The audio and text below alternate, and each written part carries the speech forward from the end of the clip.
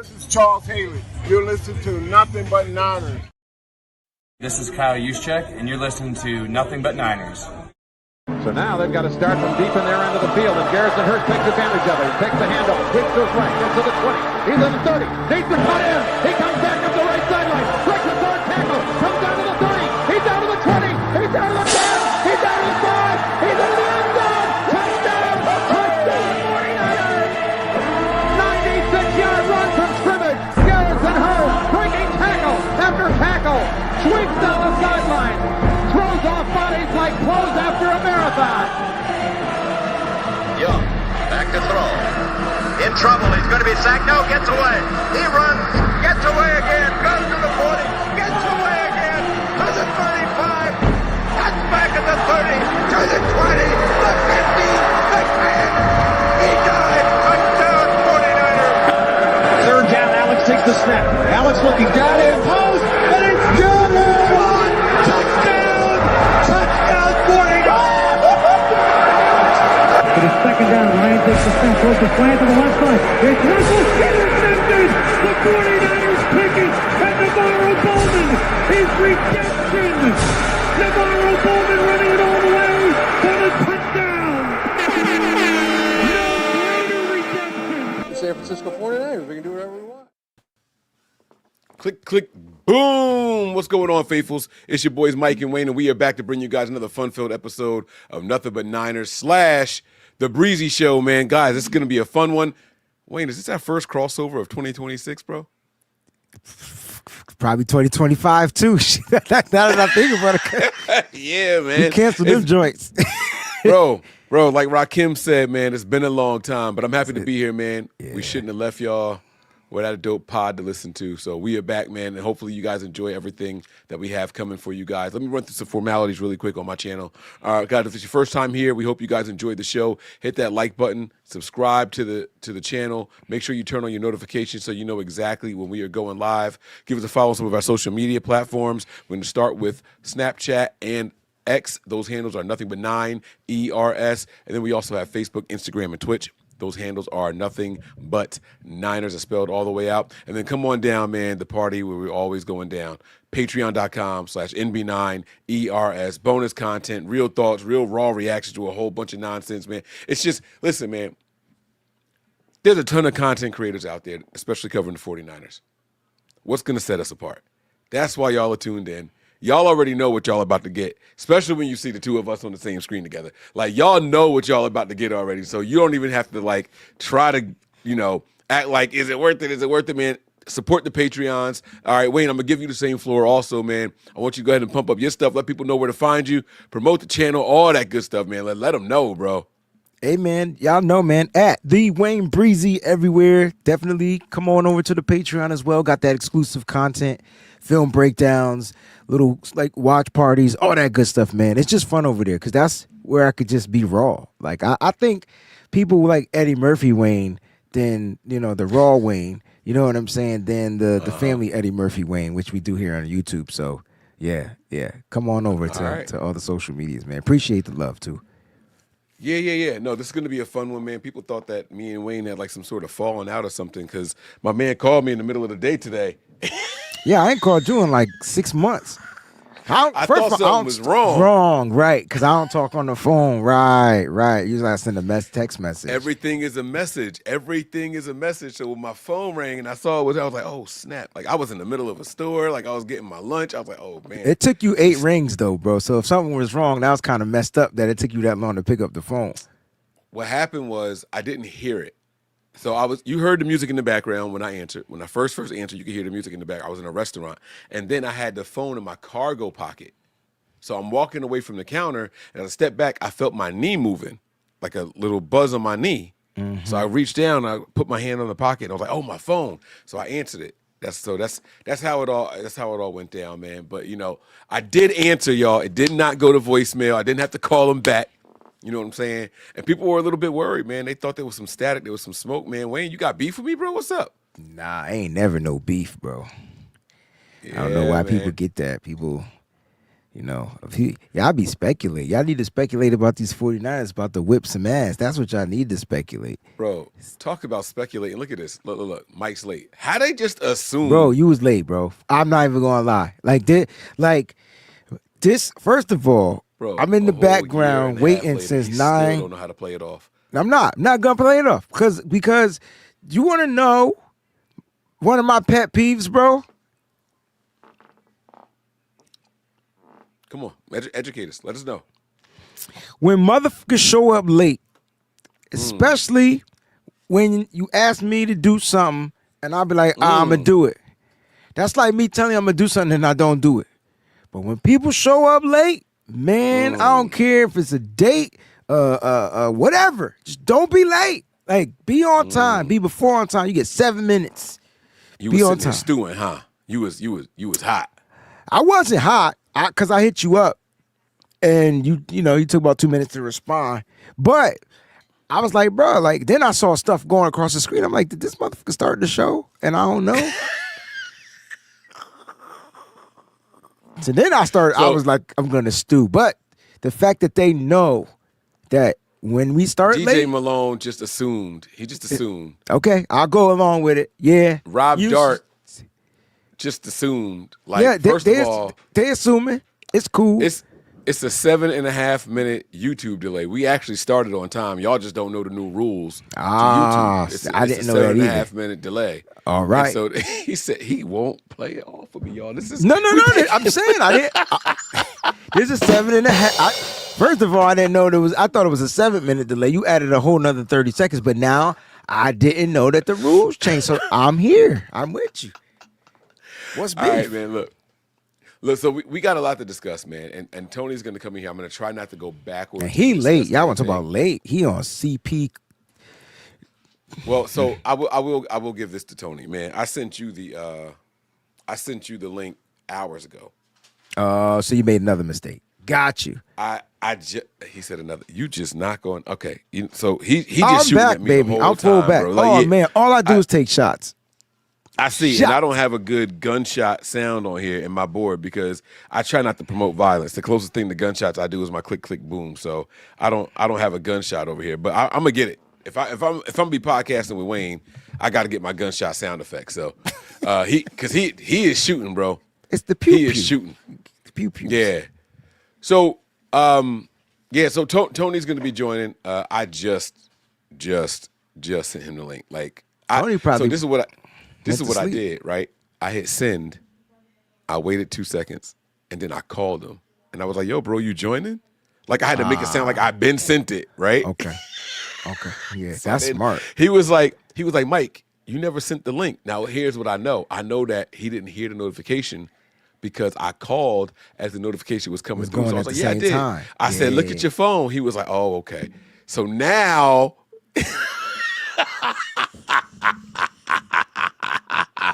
Got him.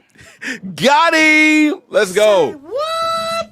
That's so dope. Now he like, what happened? So now I got him, right? All right. So look, it's my fault, y'all. It is my fault. I ran late at bowling. I ran home. I was trying to get everything ready. We did have a phenomenal night. I got a new ball and everything, but it's another story for another time. But everything went good tonight. Does it take my time with me. to break? Do you have to break in the new ball? Like you do. Your first game is like if you bowl with a ball, you just get it drilled and go. Like that ball is not the same 2 games later. Okay. Yeah. So okay. Yeah. They absorb oil. You got to buy a special like pad. You ever see like professional bowls? They always wipe the ball down before they bowl. Yeah. They're trying to get some of that oil back out of it because the more oil it holds, the less it reacts on the lane. Like it won't spin the right way. So you need dry balls. The ball need to be drier. Yeah, you want to absorb the oil in it. Yeah, gotcha. I never knew that. Off of it. Yeah. So it's a learning experience for myself also. So we doing what we're supposed to be doing though, man. We are having a good time. The Niners are kicking ass, taking names. We playing with house money, Wayne. So that's where I want to start, right? Okay. I want to know your honest assessment here, right? Because nothing but Niners people, and it's not a lot of us that. I want to thank everybody for the birthday shout outs too. Thank you so much. I appreciate that. Cinnamon Kiss, I see you out there. You weren't supposed to get there yet. So Wayne's birthday was yesterday. I know. I just saw the shout outs, but you were talking and I didn't want to forget. You know what I'm saying? So I just wanted to shout that out, and now you could go back to the show. So Wayne did this thing right now. What'd I do? He did this thing where he didn't give me the opportunity to tell him happy birthday. I was leading to something, but I'm gonna just go ahead and do talking about it now. house money. I saw Cinnamon Kiss and I didn't want it to go by. And now, never mind. Let's do a nice round of applause for my man Wayne Breezy, y'all. My man is 32 again. Yeah. Let's go, man. Let's go. You only as young as you feel. How you feeling, man? Come on, tell us how old you feel. I feel 37. 30. Okay, 37 not bad. 37 not bad at all. Yeah, I feel I haven't 37. felt 37 in about 12 years. So I like that. 12 Yeah, years ago, I was think 30. 37 is prime. That's good. Yeah. You got the good strength. You can Yeah. still get out there and ball a little You bit. get You what might I'm be saying? hurting the next day, but The next day, you're right. And you need, Like, yeah. 37 is when you appreciate the painless mornings. You know what I'm saying? Like that's when Exactly. So- this dude called me 58. Wow. Man, see, that's now, cool. You know what? I'm a a cool motherfucking 58, though. I'll tell you that right now. I'm cool Let as a them mother. throw some shots back at you. That's right. Clap back. 58 it is. I like that. Yeah. I like that. Yeah, y'all get them. Y'all get them for That's me. okay. I'm not going to do it. So I text Wayne on his birthday. Then we did the shout out, right? And the reason why we were supposed to actually be going live on Wayne's birthday. I feel like this something about to happen. I feel like Mike about to get me because I ain't respond to this morning to the shout out. On It's cool. Twitter. No, not the Twitter one. I don't care about that. That's like so everybody else could celebrate you. I was gonna But say, you 'cause I responded. ain't- You responded when I hit you up. Oh yeah, So that- yeah. that- I don't- didn't see yeah, the don't- Twitter. I wasn't on Twitter yesterday for some reason. I wasn't feeling anything yesterday, but myself. Yeah. Right. Yeah. So like the public thing that don't bother me too much. Gotcha. So what I wanted to do, Tony and I were supposed to be going live yesterday, and we wanted to shout you out on the actual show. Yeah. But I was in the hospital with my daughter yesterday. So And it how did that work out? she still got her appendix, so they didn't remove anything. They did say it was a little enlarged, but So it's the inflamed. blood Like, yeah. But they just gave us some medicine, and she's home today. So she stayed home. Today is her birthday, believe it or not. So we were in Correct. the hospital the day before her birthday. Today's her birthday. She stayed home with Mommy today. Mommy took her out for fast food and whatnot while I'm out working and everything. she got so, a fucked up appendix, and she went to fast food. I love it. Yo, if I could be 13, 14, 15, 13 through 17, where you just live carefree. Because that wouldn't have been me today. That wouldn't have been me today. All You know right, what I'm saying? you just shut. You know how? That's how you shut me up. That right there is how I shut up. So Tony and I were planning on going live yesterday, man. But because I got stuck in the hospital with my daughter, not stuck, that's where I wanted to be. If my daughter needs me, I'm gonna be there for her. So I don't want to use the word stuck. But we ended up not doing the show, so we were gonna celebrate Wayne, but we got a chance to do it tonight. So, and the better thing is now it's the three of us together. So I'm gonna bring my man Tony in, and now, Tony, you can go ahead and wish Wayne a happy birthday publicly instead of us having to do it yesterday on his actual birthday, man. It's a belated birthday to my man. So happy birthday, Wayne. Thank you, bro. That's it. That's Tony. That's all I needed. You know what I'm saying? It's about to be a great show. Shout out to everybody's birthday who is on today, though, January 16th. I know Jacqueline's sister, birthday is today. We got a lot of January 16th birthdays. Happy birthday, Tracy. You What's got the your name daughter's of your birthday? Huh? The 16th is just a good day, I guess. 15th is better, but the 16th is good too. January is just a good month. I don't know why. It's like the reset My mom's month. birthday is January. Your mom, yeah, like it's just a good month. Yeah. It's crazy. I'm not going to beef with it. Tony, you got any significant people or any loved ones whose birthdays are in January also? Yeah, me. Ta-da! Let's go, baby. Let's go. Let's go, man. Wait, Tony, you a Capricorn? No, Aquarius. That's why we different. I knew there was something different about us. I knew it. Oh, that's what it is. That's what it is. All right, let's ramp this thing up here, y'all. We got to kick this thing off. All right, Like, I you want an to get asshole too, bro. But I love it. I'm behaving myself today. I'm behaving myself. I want to get y'all's opinions real quick. First of all, raise your hand if you guys thought the Niners were going to win that game in Philadelphia when the week started. So you had us winning the whole time. Tony, I know I didn't. When the week started, I didn't have us winning. Like, my heart, yeah, but like football-wise, it was tough. Like, I kept trying to see a way, but yeah, like, I just couldn't. But listen, so kudos to them. Yeah, so it ended up working out. The Niners go out there, and to me, this is one of the most impressive games that the Niners had all season. Wayne, I want to know why you felt that way from the start of the week. Like, going into it, you said you had that confidence because it was fucking Philly, bro.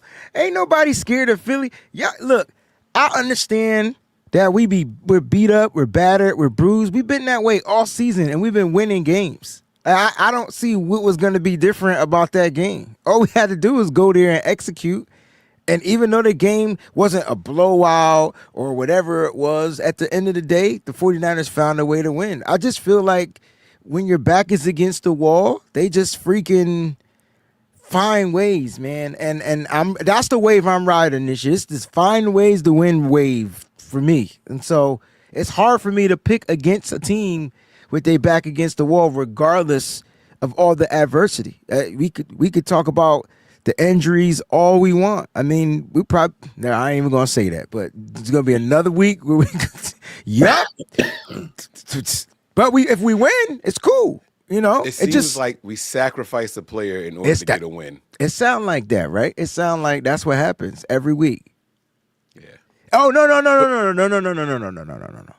We sacrifice an all-pro, Pro Bowl caliber play. Let's be clear on the sacrificial part.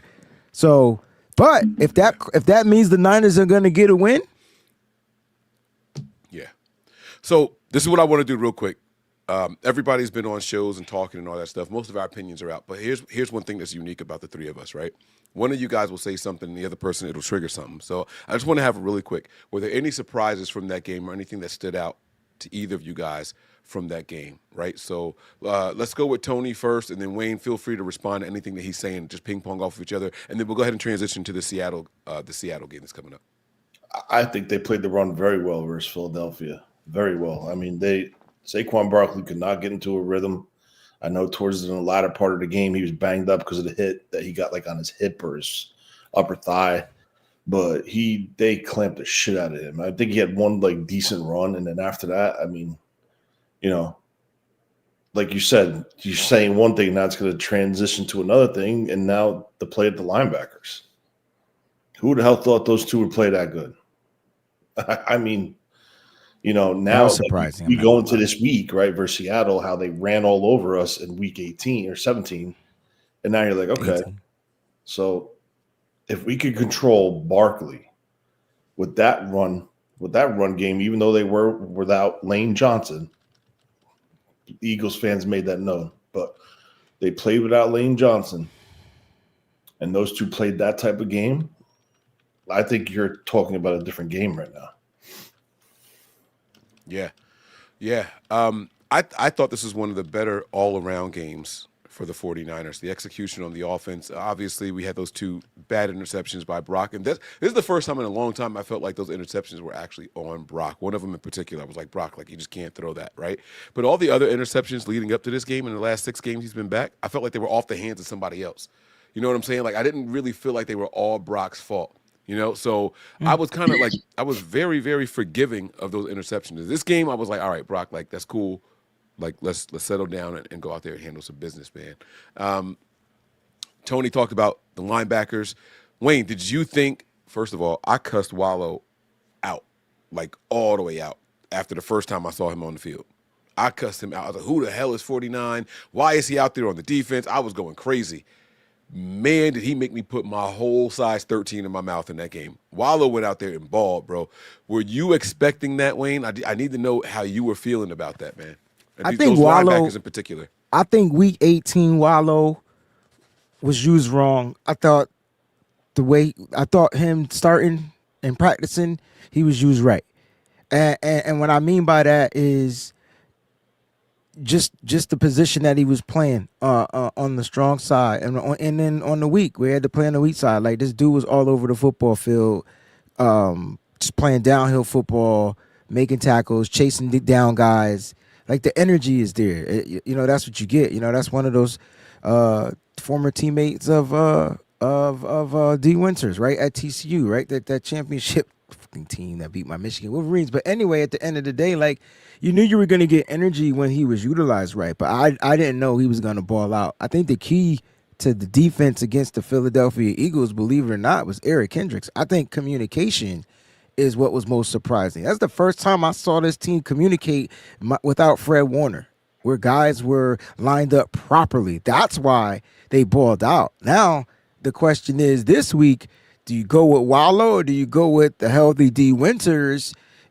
That's the question. I think Winters still is going to play on the weak side. Do you start Wallow on the strong side? Like that, depending on the formations that come out, it's going to be interesting to see. It's matchup based because Seattle is a lot of east to west. They're going to use a lot of lateral movement, and Jigba's going to be running all across the football field. Cooper Kupp all across the football field. The tight ends will probably be the ones that kind of like be the vertical stretches down the field, so you got to pay attention to them. But I thought Wallow balled out. He was definitely the surprise, but I thought the key to that defense was Eric Kendricks and his experience and leadership at the Mike linebacker. That's your Mike right now until Fred Warner comes back. Can't change that up. Yeah, we're going to get to the Fred Warner thing soon. I think Wallow, if it's either or, if it's Wallow or Winters, I'm sticking with Wallow. Oh, I agree. One play in particular where he went up to that defensive line and tapped my man and said, "Hey," and you saw my man go, I bruh. I tweeted that out earlier this week. I was like, I don't care if them motherfuckers is A+ healthy, full grade. I think if it ain't broke, don't fix it. I think having experience on the field opposed to not having experience on the field is the biggest difference, because that's where your communication messes up. And the in-game adjustments, I think, were phenomenal. So that Saquon Barkley play early in the first quarter, what was like 60 yards or something, like 61 yards. He had a huge run, right? Yeah, he had a big run. The Eagles tried to do like that same thing, that same play in the fourth quarter. They Niners adjusted. said, nah, not happening, bro. The same exact play, same formation. We got a super chat here from Jax Wayne. I'm going to let you read this one here. Break it down, big dog. Oh, damn, it covered my man Tony all the way up. Thank you guys for all the excellent content. I know it's 1 million 49ers content creators, but we choose to be here with the dopest ones. Keep up the great work. Thank you, Jax, for the super chat contribution. We appreciate your support and love for us. Appreciate you. Yes. Thank you very, very much. We do appreciate that. All right, now, how do I get this back to the other setting that I had it on? Hold I on, don't know, let me but this is figure pretty out. cool. Oh, you like this layout? Pretty cool to me. I'll just back up a little bit. We'll rock with it.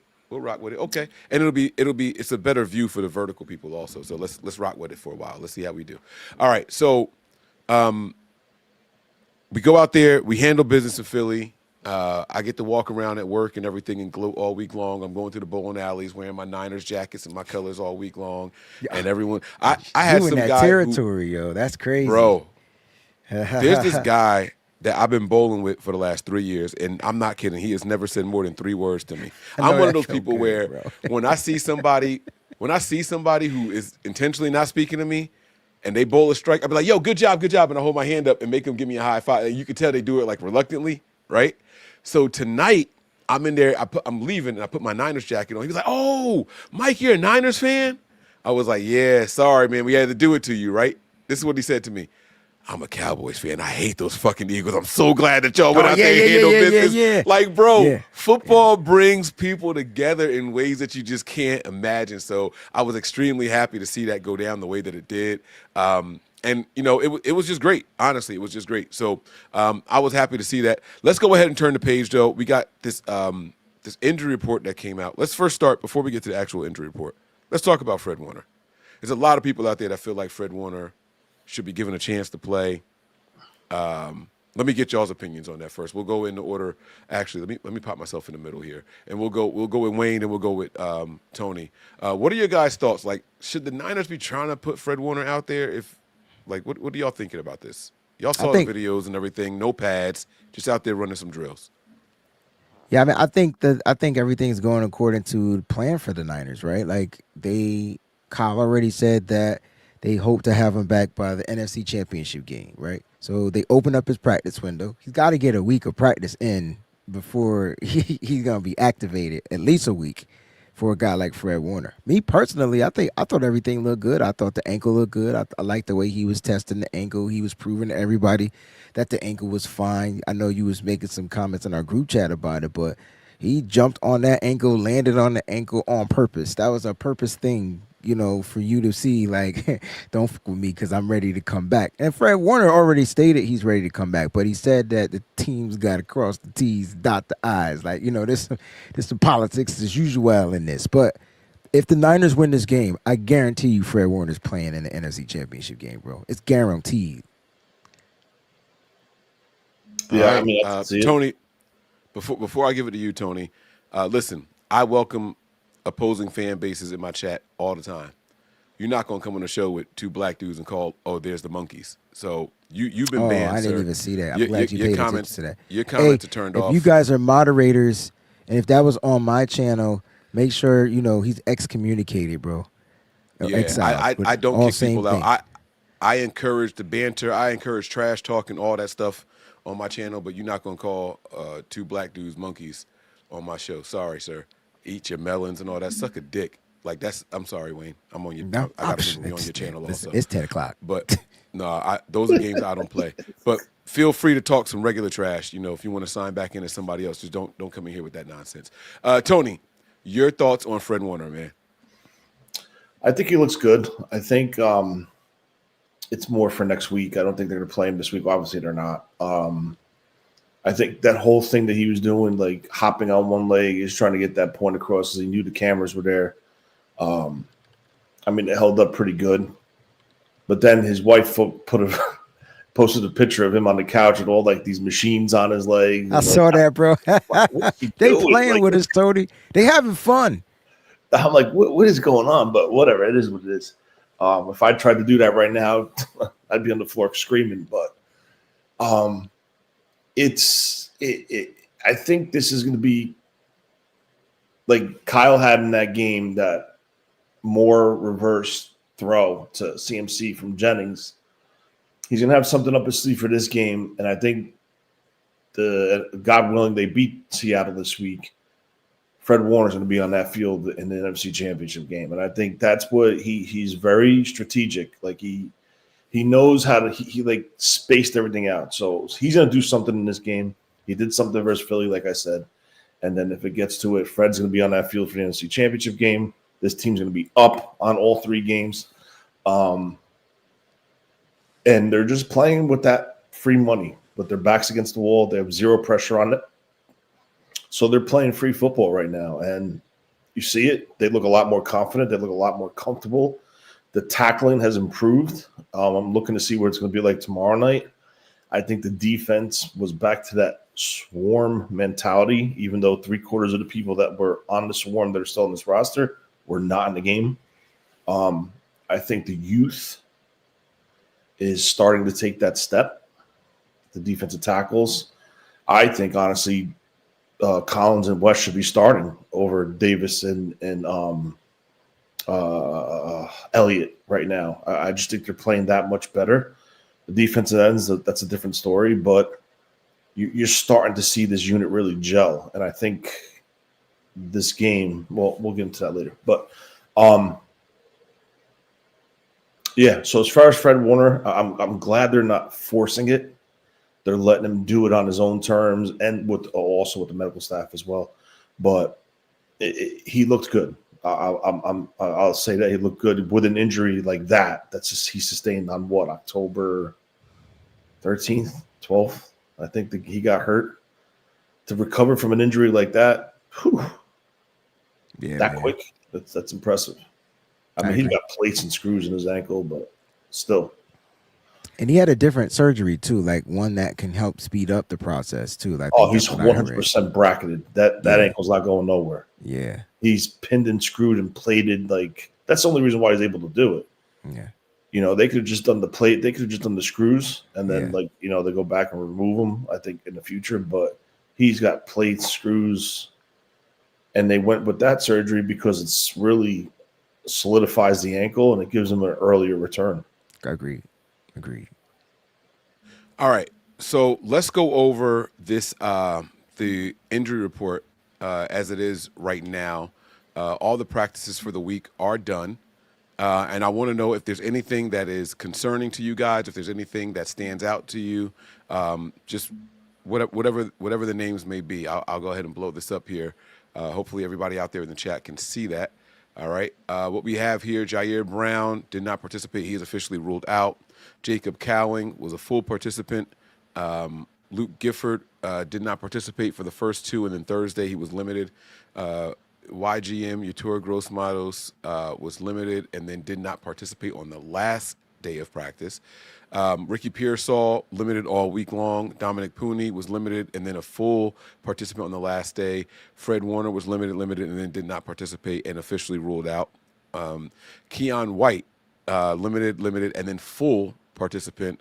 Trent Williams, limited, full, and full. No injury designation there. And then D. Winters, limited, and officially listed as questionable.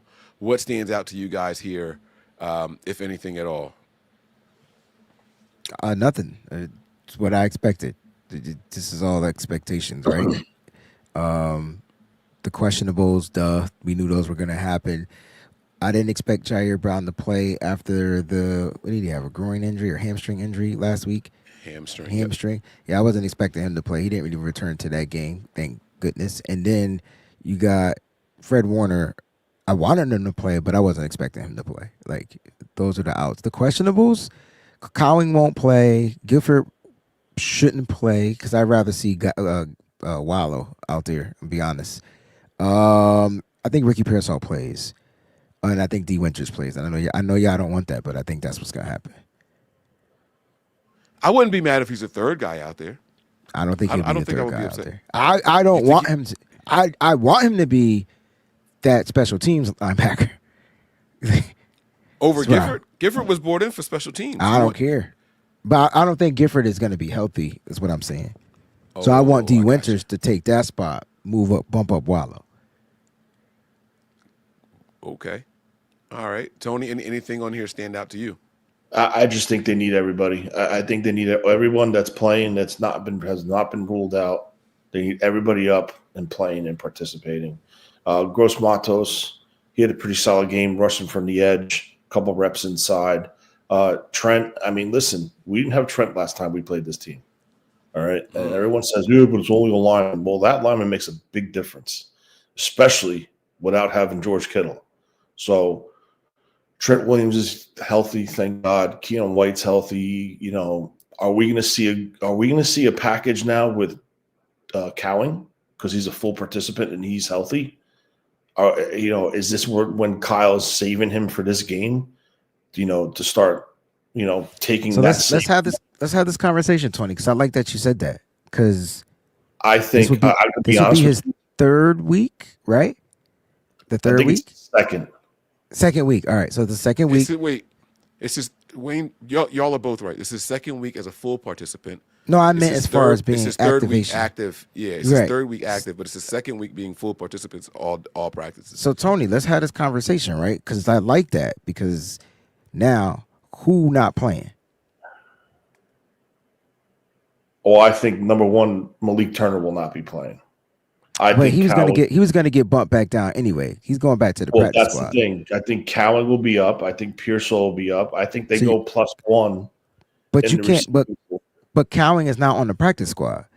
Cowing's on the IR, so he'll be added to the active roster. So I want to have this conversation because, like, who gonna be missing? It might not be a wide receiver missing. Somebody else might get X'd off the team. It could be. But I do think, it's either got to be him or it's got to be Watkins. They need, Pearsall is going to play. I think Pearsall plays all game. Right. So I think you got Pearsall. You can't sit Sky Moore because that's your special teams guy. So you're not sitting DeMarcus Robinson. He's been like the best damn wide receiver since. No, he's their right. What did I tell you? You can't sit. What did I tell you in the playoff run? Kyle's going to you did. Yeah, but the question is, we're not going with 7 wide receivers. No, but I think they might go with 6 because there's no Kittle. So what do you do with Watkins? I don't know. I don't know. This is gonna get interesting. So all right. We stumbled upon something here. If y'all had to choose between Watkins or Cowing, she's got to pick one of those two. Both of them have the speed element. Both of them have probably played the same amount of offensive snaps. I hate to say it, but we just don't see enough of Cowing to have any definitive opinion on him. Right. And see, I like the Cowing because I feel like Cowing would be. I want to see him run that jet reverse, that jet sweep. Something's coming. That's what I'm saying. Like I want to see him do it though. Like, because that's a guy that could get around quick. You know what I'm saying? And no one will know what's coming. They haven't seen it. We haven't seen it. Like, I don't know, man. I Watkins is still learning the offense, in my opinion. Cowing is probably still learning the offense, so it will come down to you want 4.32 speed or 4.31 speed. Cowing is 4.38. Watkins is 4.37. Yeah, that's what I meant. I knew it was about 1 point. Yeah, it's 0.01. Like 0.01, I mean, they both of them. Isn't Watkins a taller receiver though? I believe so. I believe he's a little bit taller. One's 5'10", one's 5'11". Like they're off by an inch. You can't say 0.01 again. Like that's crazy. Like right? Like they're that similar. Wow. And they both had injuries, right? Yeah. Yeah, I would go with Cowing. He should be the healthiest. That's how I'm looking at it. And he's more experienced in this offense. So I go with the experienced player. But the question is, what do you do with Watkins? Because you're not going to put him on the IR. You're not going to release him, right? No. I don't know what the hell they're going to do. But they're going. I really think one of these dudes not playing. I think Kyle has something up his sleeve to give a different look to this defense this week. I don't think we're going to see. Yeah, I agree. I think it's going to be different. It's not going to be the short, quick, get the ball out of your hands, quick, chipping on the left side every play, whether it's Juice, whether it's Kittle at the time, whether it was the backup tight end for whatever. I don't even know his name. That's how bad he is, but whatever. Who are you talking about? He's talking about Farrell. One of them, but. Oh, yeah. Back to the injury list. He's your blocker guy. Back to this injury list. Sometimes. I'm going to be 100% honest with you. I'm excited. And it's not a knock against Jair Brown. I just think Siegel it is. A different element to this secondary. It's a knock. He's terrible.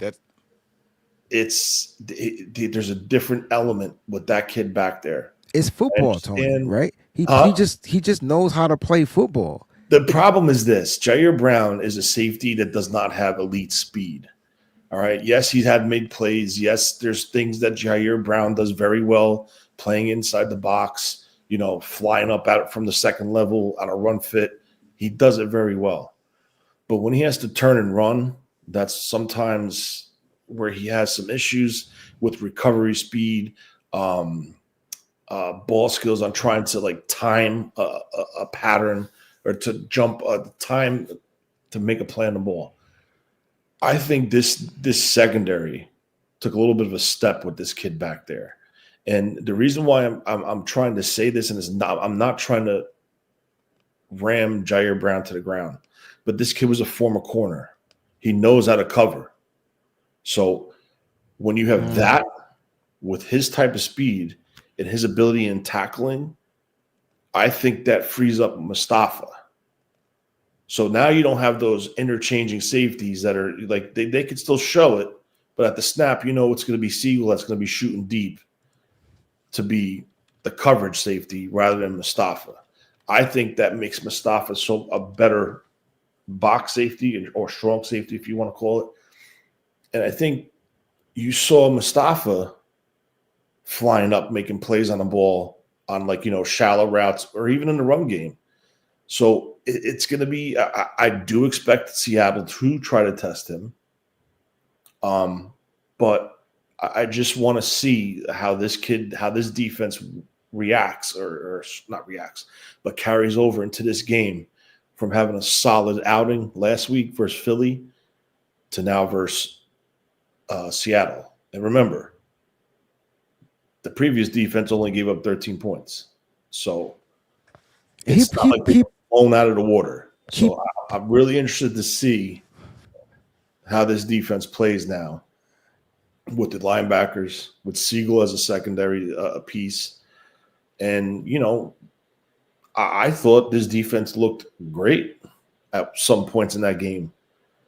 And that fourth, when they went down the field, when they scored, I said, shit, man, they left too much time on the clock. They left Philly with way too much time. And then boom, boom, boom, they went down the field, and those two broke that. Actually, it was 3 of them were there sitting on that route, and they all broke on that ball, and that ball hit the ground. I was like, damn. I said, this defense really, and you take it back, right, to this draft class. They told you what they wanted to do. They tried Siegel early. He had his bumps and bruises. Teams attacked him. He struggled. Put him back on the bench. They went with Jair and Mustafa, or Jair and Pinnock before Mustafa came back from injury. And now he's getting his second shot. So we're going to see it. We're really going to see it. And I'm really excited to see what this team looks like, because I think Saleh, even Saleh, I think, has something up his sleeve. I really do. I think this team is really locked in and ready for this game, because you know what, guys? They're not supposed to be here, and they have nothing to lose, right? They do have stuff to lose, but they're not the 1 seed. Seattle's the 1 seed. They had that week off. You saw what Philly looked like with the week off. And now you're talking. So that's going to get me to our next point here. That's going to get me to our next point. Like, check this out. But I am still scared. I ain't gonna lie. No, and you should feel that way, right? Because you want the team to win, right? It's one thing if you don't expect them to win, you don't care if they win, so you just sit back and say, all right, I'm just going to watch it. The fact that you're nervous means that you really want them to win. It means that you think they can win, but you also see how we could lose it, right? So I got so much flack when I said I wanted the Niners to lose one of those last 2 games before heading into the postseason. I did not like the fact that we had won 6 straight. If we had won the next one, it would have been 7 in a row. We would have the bye week and all that. And everyone kept saying, Mike, you're crazy. That number 1 seed is important. The number 1 seed is important, right? And then all of a sudden, this stat comes out. And I just saw this stat recently. I'm going to share it with you guys, and I want to get your thoughts on it, okay? Let me take this border off before I pop this up here, okay? I want y'all to see this. On 7+ game win streak, and getting the first round bye, if you're not Tom Brady, you don't win. If you go into the postseason with the first week bye, so you skip the wild card round, if you're not Tom Brady, you have not won. This is 20 years worth of NFL football. The only quarterback to go out there and do it was that Tom Brady and Bill Belichick combination. Every other, and even they lost one of them. Every other team has not won a game. Remember when I kept saying it's just too many games in a row? I don't like it. It's just too many games in a row. I think we should go out there and get that loss out the way. We should get that loss out the way. When you win that consistently and you get the bye week, complacency starts to set in. All of a sudden you feel like, man, we can't be stopped. This is good. And then if you get punched in the mouth in the first quarter, second quarter, it's like, oh man, teams start unraveling. Like, this isn't who we are. This isn't how we play. I like the idea that they're going to come out a little rusty. They're going to come out a little bit slow. Have you guys seen this stat? That's my first question. And 2, what do y'all think about it? Didn't the Niners get the 1 seed and win their first week? The Niners did. Yeah. No. This isn't about getting the 1 seed. This is coming off of 7 games in a row or more. Oh. And then getting the bye week. No team has ever won in the last 20 years after winning 7 in a row and getting the first round bye, except 3 times with Tom Brady and them doing it. I'm willing to put this a lot with coaching. I think preparation, I think how well your team is prepared, how well they're locked in, because clearly, you want to look at a talented team. Philly is a talented team on both sides of the ball. The Niners, I think, outcoached that whole team from top to bottom and left to right. The only thing they got beat on was on the medical side of it because we lost Kittle. So I think a big factor in this, and you're saying Brady is Brady is Brady, but I also think Belichick plays a role in that as well. I will say this though, the 49ers were one of those teams that were out and went on an 8 or 9 game tear all the way to the NFC Championship game and lost versus the Rams. So that's that. I don't understand how the Niners are one. We weren't the one seed then. Huh? Yeah, we weren't weren't the one seed. You're right. Yeah, we weren't. They went on an 8 game tear. I think it was. Well, that's to Mike's. Yeah. So with the win streak was there, but we weren't the 1 seed. I think this stat is only for 7 games plus the one being the 1 seed. Plus the bye. Yeah. I think it honestly, I think it has a lot to do with coaching.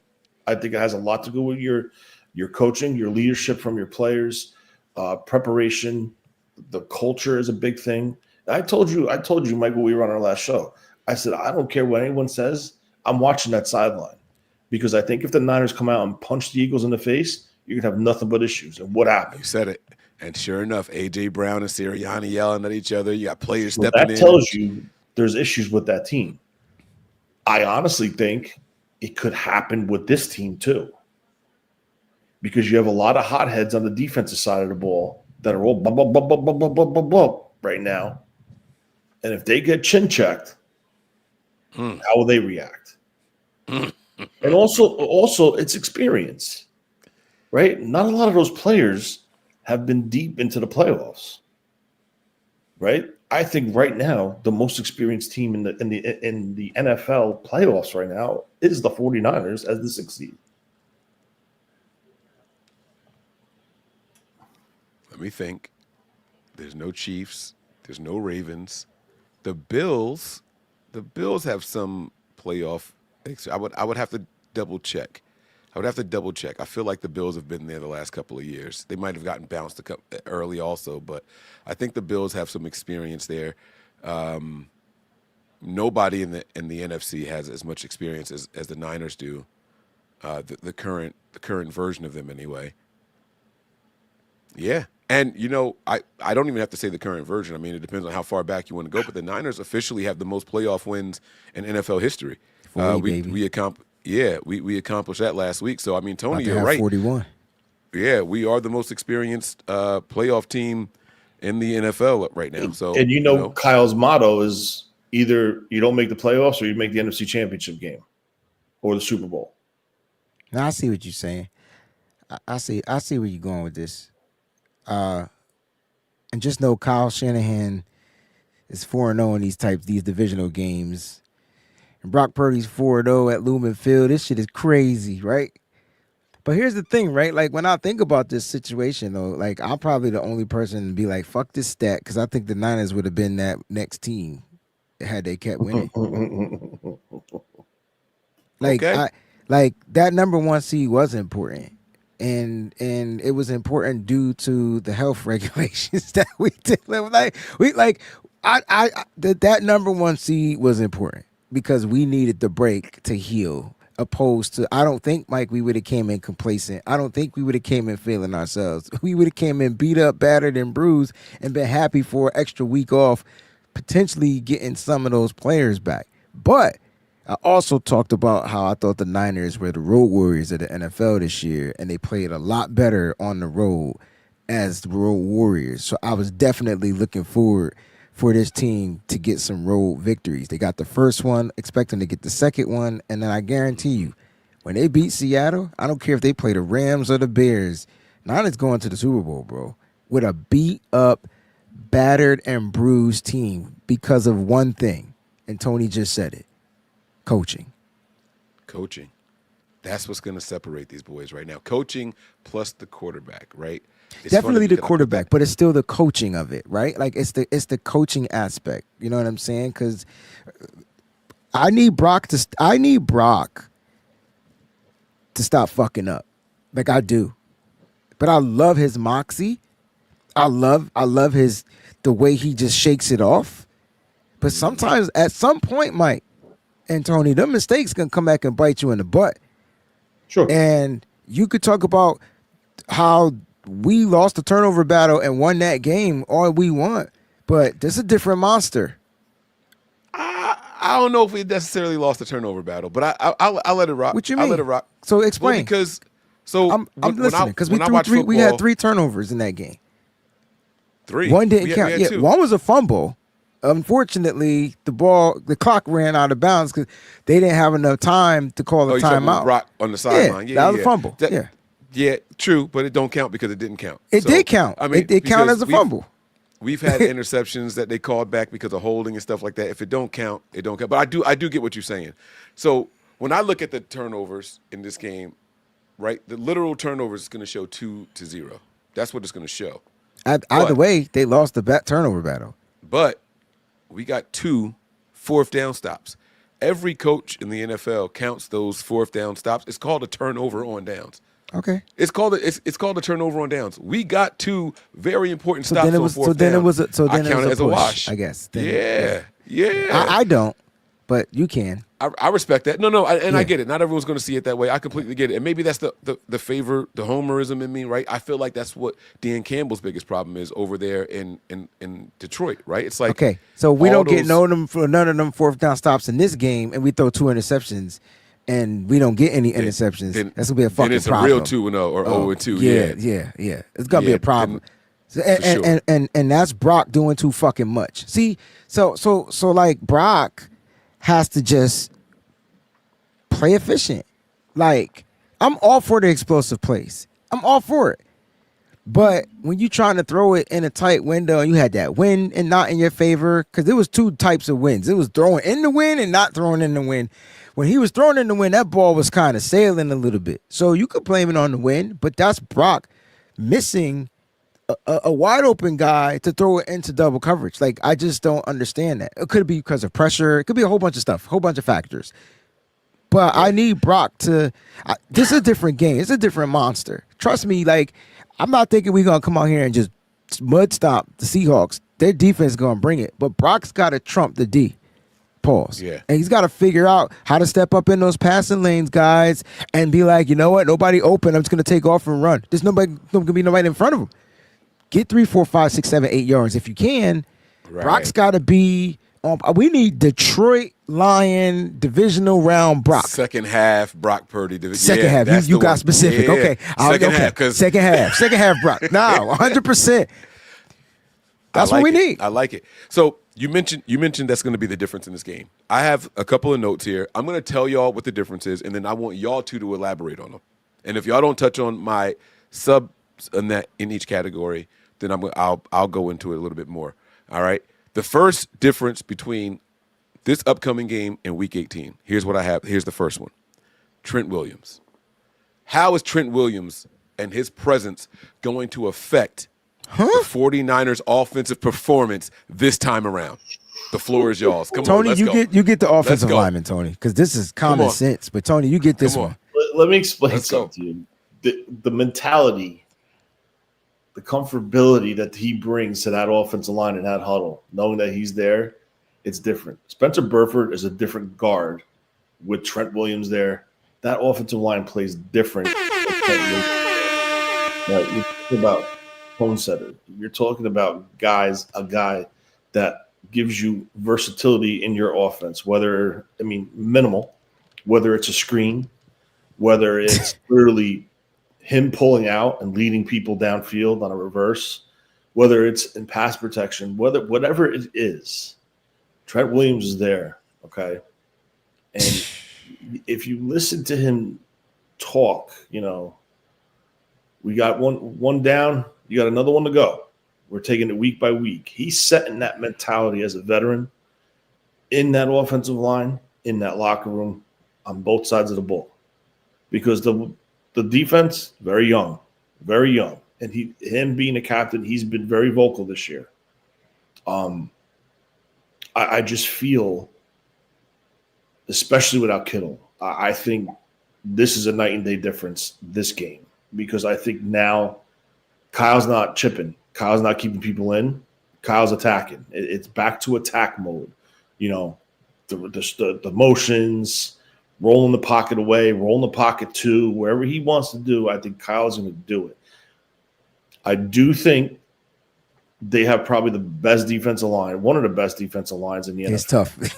It's relentless. That's I what it will is. say this. I think it's more because of their schematics that they use. Mm-hmm. They are talented, but it's also heavily with their scheme. Mm-hmm. They're allowed to play very free up front. They're very aggressive. So with that being said, I think Kyle, because of this, he's going to counteract that. And I think it could be with the run. It could be with the quick game. It could be with a deep shot. Me personally, I think Kyle's going deep within the first 3 plays. Mm-hmm. I'm telling you right now, I think it's coming. I think he's going to say, fuck you. Okay, my troops are up front. We're going. Even without Kittle. Because what I think the difference is at this point in Kittle's career, I don't think Kittle is as fast off the line and in his route as a Tondres is. I think Tondres is a little bit more fleet-footed right now. It's not a knock against Kittle. Kittle, listen, he's a warrior.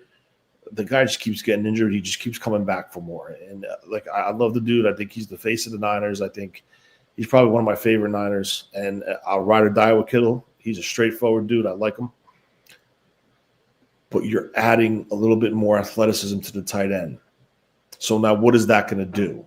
Is that going to put strain on the other Imanor, that's safety / hybrid linebacker? Is he going to have to run speed for speed with him? Is that because they're going to have to change something now because they can't stack the box because they know there's a weakness on the left side with Pleasant? Are they going to be as aggressive up front? Are they going to take a step back and say, all right, listen, they're solidified up front. That starting 5 is back. Should we change our approach? And will Kyle find something in the change? So I think it's going to be very I'm going to hit you with this. I want to see how you react. Typical Kyle, right? The first 15 to 20 are scripted. I expect him to grab it and go. Yeah, he's going to test the waters. I think he's going to really listen. Kyle's a different coach in the playoffs. You could say what you want about him in the season. You could say how he's coaching. He's calling his plays not to lose this game. I think Kyle is different in the playoffs. Super Bowl we could talk about. But I will say the aggression, bro, they were down, 3 scores to Detroit. They came back and beat them in a quarter and a half. He just has a different mentality. When he finds something, that's it. The defense is going to jump to try to stop that, and then he's going to slam you with something else. Once he finds a weakness, it's going to open up other shit for Kyle. And again, I'm not saying this. I'm not saying I'm confident. They are a very sound coached defense. They are very well coached. That scheme is very tough. There's not many mistakes with that scheme. You can put it on the coaching. You can put it on the skill set of the players. I just think this is the game. I think this is the game where Kyle just goes balls to the wall. I really do. I don't think if the Niners do win, I don't think it's a blowout. I do think they will. I don't even know what to say. They have something, and I think the Niners are going to. Because you got to remember something. When they last played them in that fourth quarter, you saw it. Kyle went right down the field on that play where Christian McCaffrey, with the ball was tipped and McCaffrey popped it up. Yeah, he went right down the field on that drive. And there's no reason to say, oh, well, it was bullshit points. No, that was a 1-score game, if I'm correct, right? He would. Yeah. And he went right down the field. So that tells me at that point, it took him that long to find where we're going, where the weakness is, where the hole is, and where we're attacking. So now there's a transition into this game, all right? Just like the defense, right, for how we played, the 2 inside linebackers played versus Philly. If you go back and watch the end of the Seattle game, maybe mid-fourth quarter on, look at how they played in that game. That defense, those linebackers, when they were both on the field, they played well. And it carried over into that game. So it's all about taking what you're getting, what you're seeing, what you experience, and rolling it. And I think this team is going to roll. Whatever they saw in that previous matchup is going to go into this game. Hey, really Trent quick. Trent Williams is the key to that offense to allow Yes. it, to not keep people in, to protect, to not keep the extra body or two. I think that's the difference, because when you're only running 2 men into a pattern because you're going max protection and they're just sitting covering space, that's not a good matchup. Now you can go 3, potentially 4 because you have Trent Williams back. You're going to start opening windows, and that's where they need to start doing. But they can't become one-dimensional. I think they still need to stick to the run, even though they're not getting it. I do still think they have to stick to it. Absolutely. Yeah, it's going to be tough to run against this defensive line. Let's not pretend like we're going to go out there and just run roughshod on them. Wayne, before I get to my next part, was there anything else on the offensive line and Trent Williams being there that you wanted to touch on that Tony may not have hit on? Nah, I think he summed it up. When it comes to Trent Williams, he's just he's the juice on the from the offensive line, and he just makes the offense play better, and it just comes down to what Kyle Shanahan is able to do when he knows he has that left tackle, and you can see the confidence in Brock Purdy not worrying about a certain side, right? And so that allows Brock to play a little bit more free. We talked about Jake Tonjes, though. I don't think we're realizing that Jake Tonjes had, in week 1, it was Jake Tonjes. George Kittle got injured, and then Jake Tonjes came in and scored, I think twice or once. But at the end of the day, it was Jake Tonjes. This is a game where Jake Tonjes is now the starting tight end. And now he's going to be dialed up with plays. I wouldn't be surprised if he has a pretty good game, against his team, especially moving the ball across the middle of the football field with his athleticism and great hands. So, we saw a glimpse of what Jake Tonjes was able to do in week 1 when he was called in. Now he's going to be the starter. So this is going to be really interesting. And I wouldn't sleep on Luke Farrell either. The Niners get to that red zone, man. There's so many things they could do with 2 tight end sets, 3 tight end sets. And they activated Braden Willis to the roster. So Kyle's got something going on that we just don't know about. So I'm excited to see it, man. That week 18 game,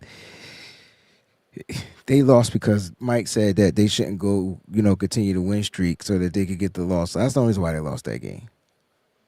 I'll take it. Listen, man, I owe a couple of you guys an apology. For some reason, the super chats were not popping up on my screen, and they weren't being auto-starred. So I did miss some. Let me run through them really quick because I don't want us to get too far past them here. Let me go back to the other screen mode while I do this, all right? Here we go. Niner Gang Podcast, our guy Dion. He says, now I know we're winning. The crew is back together. Good vibes and happy birthday, Breezy, man. Let's go. Thanks, my guy. Appreciate it, man. Appreciate you.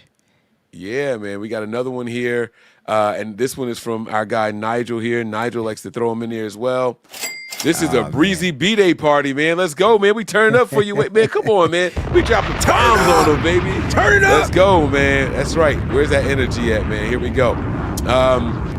We got this one here from 49er Jeff, not to be confused with 49er Hefe. It says Eric Kendricks will be the difference. Yeah. Go Niners. I got you, bro. I know what you're saying here, man. I think that all of us in here were extremely impressed with Eric Kendricks' performance. Y'all, what do y'all like? Come on, man. It's funny how long it takes these guys to get kind of acclimated. That's why I said Fred Warner there's no way he was going to play this week. He's not in shape. Right. But it took Eric Kendricks almost a month, right, to see this football field. And he's seeing the football field healthy, and he looks like a Mike linebacker.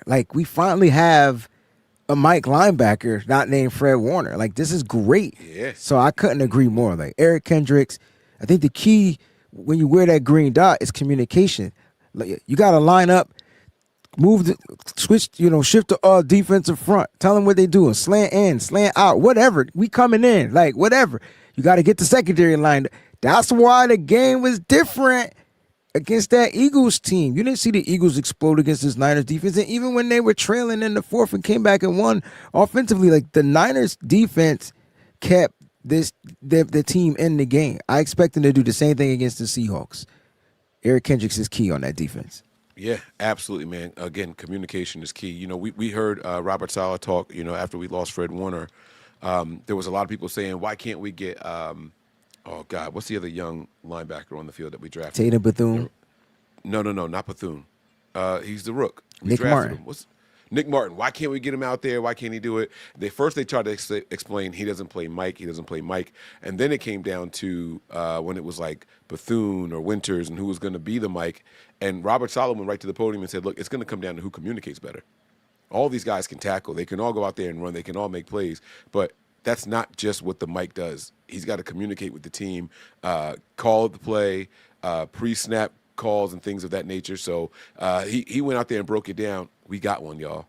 We got one. We got a veteran, and it's Eric Kendricks. So great super chat there. We got another one. Is Winters definitely playing? He's questionable, but I think he's questionable. Play. Yeah. Yo, what would you do? Like, just hear me out. What would you do if they don't dress him and they pull up Kazir White and they play with those three linebackers? I don't know if Kazir is ready. Well, it would tell me that they want more speed out there for sure. It would Winters tell me is they want more fast. speed at the linebacker. Winters is fast. I think I'm not saying he's not fast. I think that you're going with a different mentality. I think you're going with more experience across all three. Experience starts. would be the thing, yeah. And I just think, it would be experience. That's been the key to Saleh. Like, you see the difference in his defensive execution from young players without the experience to the players with the experience. Like, that's the key. Like, young guys need to be developed, and it just don't happen overnight. It just doesn't. So D Winters 40 time at the combine was 4.49, which is plenty of speed for a linebacker. Now, unfortunately, this is a hand time. This is a hand time for Kazir White, but his hand time at the West Virginia Pro Day was 4.19. So, I mean, he don't run a 4.41. I'm just telling you what it says. Mike, that's a fucked up hand, yo. That's what that is. Come on, man. It's the hand from what was that movie? Mixing the turkeys. Yeah.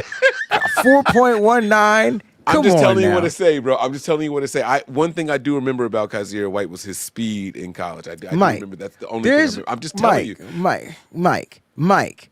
I'm not saying that Mike, it's real. I'm just telling you what the internet why would you is telling read that? me. Mike, because it makes a difference. There's not even wide receivers that run 4.1, Mike. I know. Or running backs. That boy different. That's Jersey right there, man. What you talking about, man? Don't sleep on my Jersey boys, man. Let's go, man. I knew. The reason why I said Jersey give it up. The reason why I mentioned it is because, number one, his experience in the NFL and in this system with Gus Bradley. And the second reason is if you want a Trent Williams type player on your defense, that's the dude. He'll definitely bring the pain like that. His mentality is different. You know, he's definitely a guy that's going to tackle. We had 8 missed tackles last week. I know Tony said we did better, but 8's still too much for me. Who had 8 missed tackles? The 49ers. We had 8 missed tackles, but it wasn't 18. That was night and day difference. Yeah, it wasn't 18. I'll It's tell you that. It's still too many. And it happens on those explosive plays, right? So, like, that's what the Niners got to be better at. You know what I mean? You know, they just got to be better for some reason. Yeah, absolutely. All right, let's go back to the try box here. I'm going to put myself at the bottom. I'll cover my face as I read this one. This is a long one from our guy, Sean. Let me take the other comments off. It'll spread it a little bit wider. He says, Mr. I don't answer my phone breezy with Grand Theft Auto Tony with Mike the Undertaker in McDonald's parking lot smacking seagulls, Seahawks, snatching the French fry from their beak. What up, fam? And we doing it. That's it, man. That's it, man. He is happy to see the band. he's happy to see the gang back together, man. Tony, man, you gotta stop. You gotta stop going out there on those missions, bro. Grand Theft Auto. Going out Jesus there on those Christ, missions, man. Yeah, man. And by the way, the Undertaker was my favorite wrestler of all time. He was mine too. So that's crazy. For real? Yeah. Wow. 1991 Survivor Series, bro. I'll never forget that joint, man. I would have never pegged you as an Undertaker guy. Survivor Series. Bro, dude came out.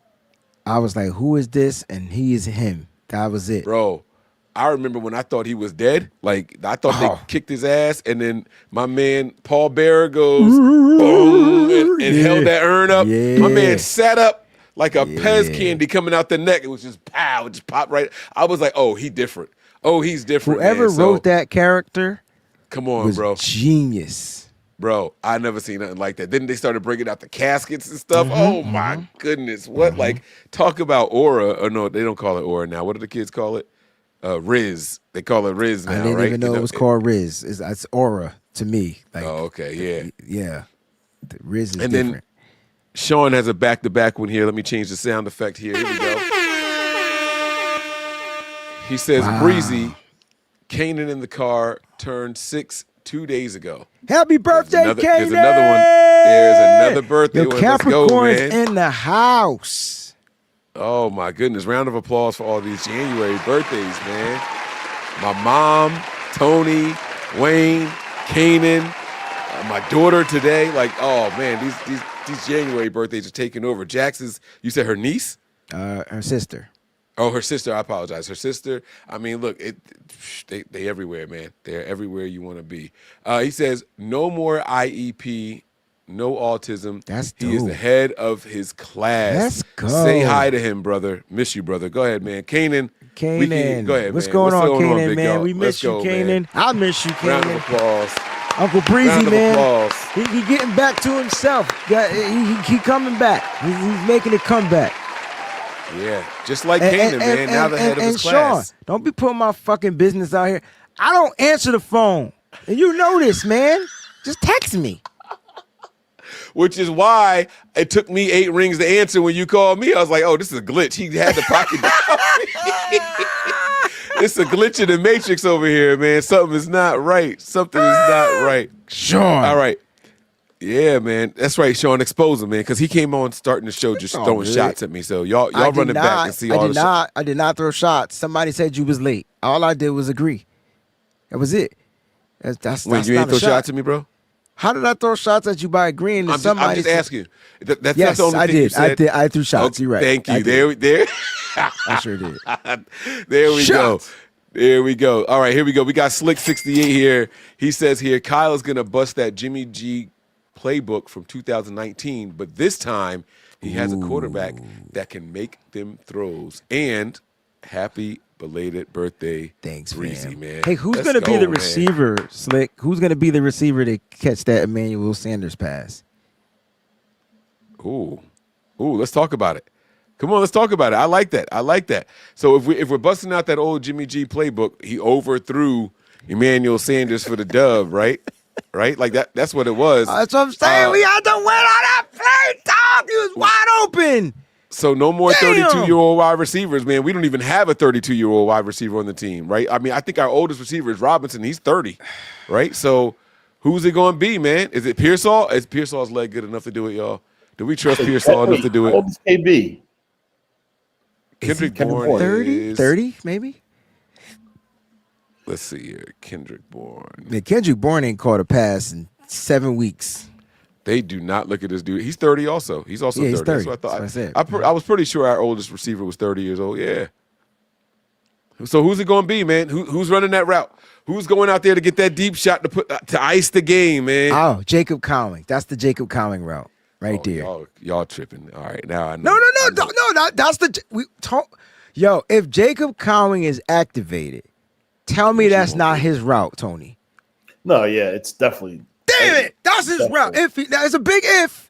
It's a big Mike. We can't see you. It's a I know big, that's why I'm doing all I'm doing. That's I'm hiding behind the banner because thank God y'all can't see me. It's a big if, but if he's activated, that's the play that we have. We haven't seen that play since 2019. If you think about it, I think Robinson can do it.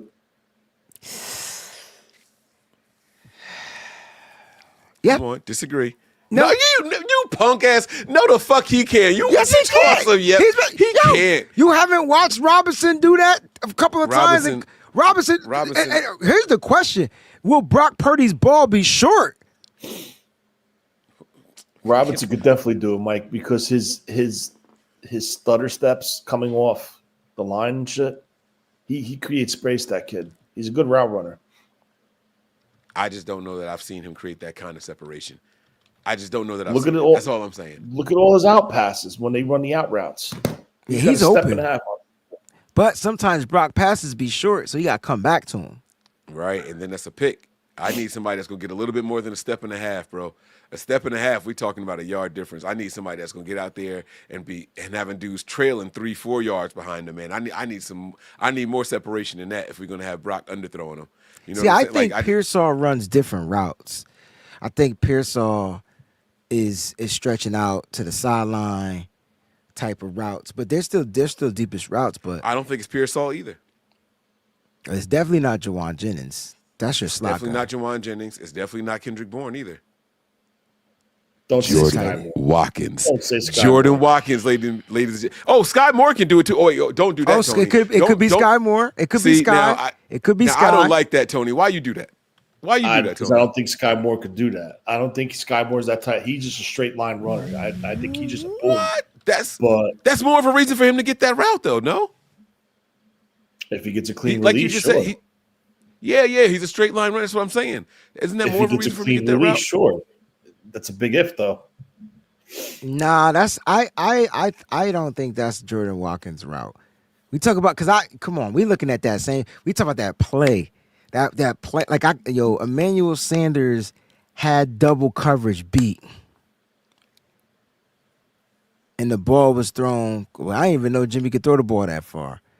What I did think he was he running a post That's route what I'm and post saying. ball? I didn't know he could throw it that far. If anything, I feel like Brock doesn't have that type of arm. I think that ball will be underthrown. So then Shit, Brock's arm is different this year. I don't care what nobody I've says. seen Brock a can lot show of me something different with his underthrown arm. passes when he's trying to go down the field to where the guy's got to kind of like come back and get. They're not just thrown to the guy in stride. I get it now. Wayne, we haven't talked in a while. So in the last 6 games, my whole thought process on Brock Purdy has completely changed. I view him completely different than how I have the last 4 years. That's fine. So- That ain't got shit to do with some of his balls being underthrown. Like, I don't get it. It's okay. No, well, that's what I was going to ask you. Do you still view him as the same guy from the last couple of years? No, He I hasn't mean, taken a step forward. He's evolved because Brock went from efficient to big time throws to nobodies. Now he's back to efficient with big time throws. Like he's evolving, but some of his passes are still slightly underthrown. Yeah. I think the best thing that happened to the rest of the NFL is that Brock Purdy don't have Josh The strong Allen's physicality. arm. Oh yeah. If this dude, if Brock Purdy's brain was in Josh Allen's body, That's a scary we would combination. hands down have the best quarterback in the entire NFL. Right. Like it wouldn't be a close second. I'm telling y'all, if he had that physical ability that Josh Allen has, oh my God, man, it would be something dangerous. We got one more super chat here from Sean. I don't even know which sound effect to play at this point. Let's do the horns. Here we go. And Wayne, I believe he's talking to you here. He says, "Don't be grumpy, bro. That chat is like, I wouldn't answer that or his call either. It's hard walking in holiness like I do. These chat rooms wish I was banned." So he's like, "Hey, I was just having some fun with you. I wasn't really trying to be serious because you was like, hey, don't be putting my business out there, Sean." So that's why he wrote this one, I think. That's what I think. But Sean, if you couldn't tell, Wayne wasn't being serious. Like he was having fun with you too. Being serious. Yeah. That definitely wasn't. He was having fun with you too, bro. So don't take it that way. So yeah. But yeah, man, like, so listen, man, I don't care if the chat wants you banned. Look, I'm here to decipher the Sean. Why was the chat Sean want him posts. banned? Well, Sean puts like, you ever eat Cracker Jacks back in the day? Oh man, did I? I still prefer Fiddle remember- Faddle, but yeah, Cracker Jacks was good. But remember when you used to open up the pack of Cracker Jacks You get the and it would be prize. this piece of paper with like these blue lines and these faint ass red lines, and you would have to get like the little red decoder. Decoder. Sean's comments are the decoder in the little map that you got to slide over to understand. Sean's special. Yeah, he's a what's special going- guy. He's special. In a good way. That's a gift. Sure. It's special in a good way. All right, I like the spin that you did on it. That's cool. Yeah, that's a gift to write in code, bruh. Come on. That's a gift. All right. Okay. I like it. I'm not disagreeing.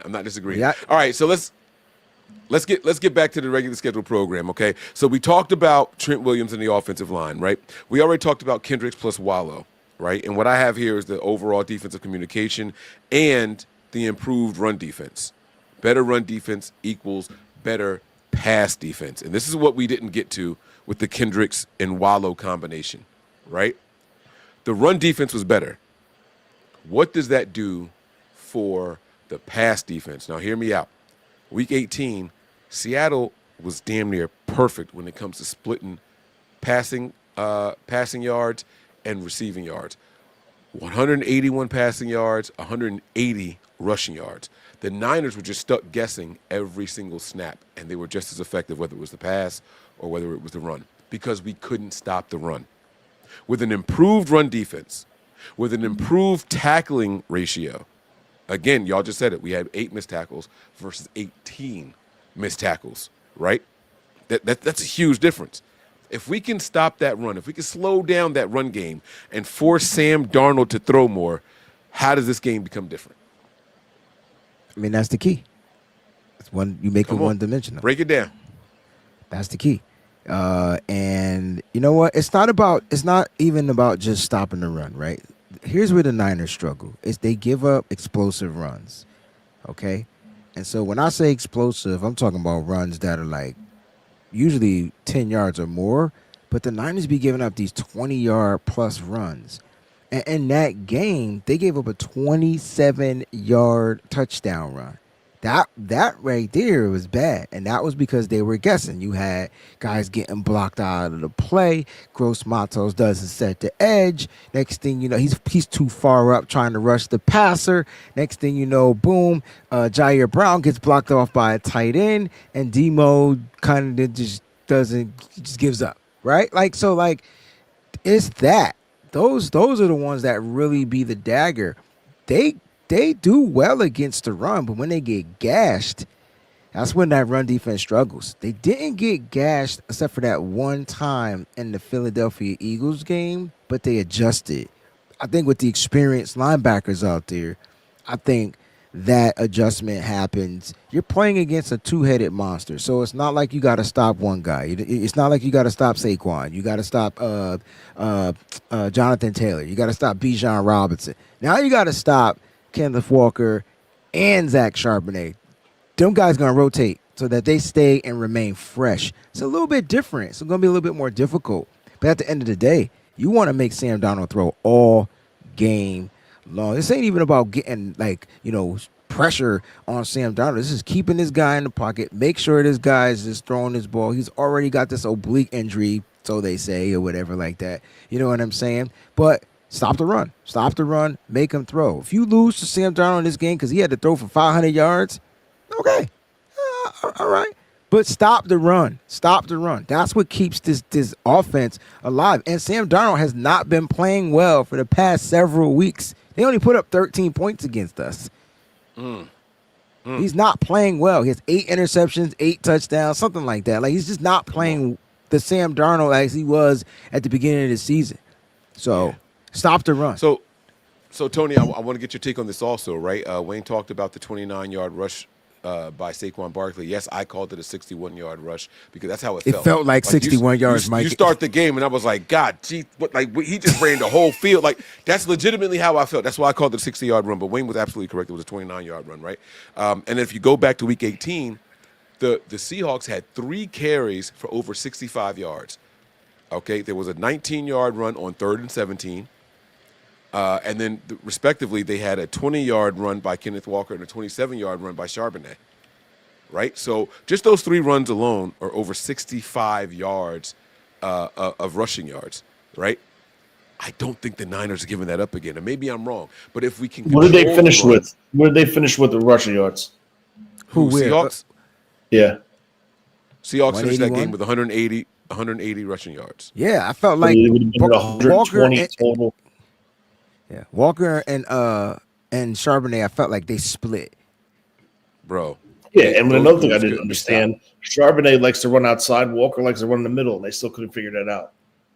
Yeah, Kenneth Walker had 16 carries. Charbonnet had 17. Kenneth Walker finished with 97 rushing yards. Charbonnet finished with 74. Like they were doing whatever they wanted. Both of them averaged. But go back to week one. It was week one. It was all Charbonnet. We stopped Walker, but we also had Warner and Bosa. Yeah, there you go. See, and I think Walker is the outside guy, Tony, and Charbonnet is the inside guy. That's what messed us up.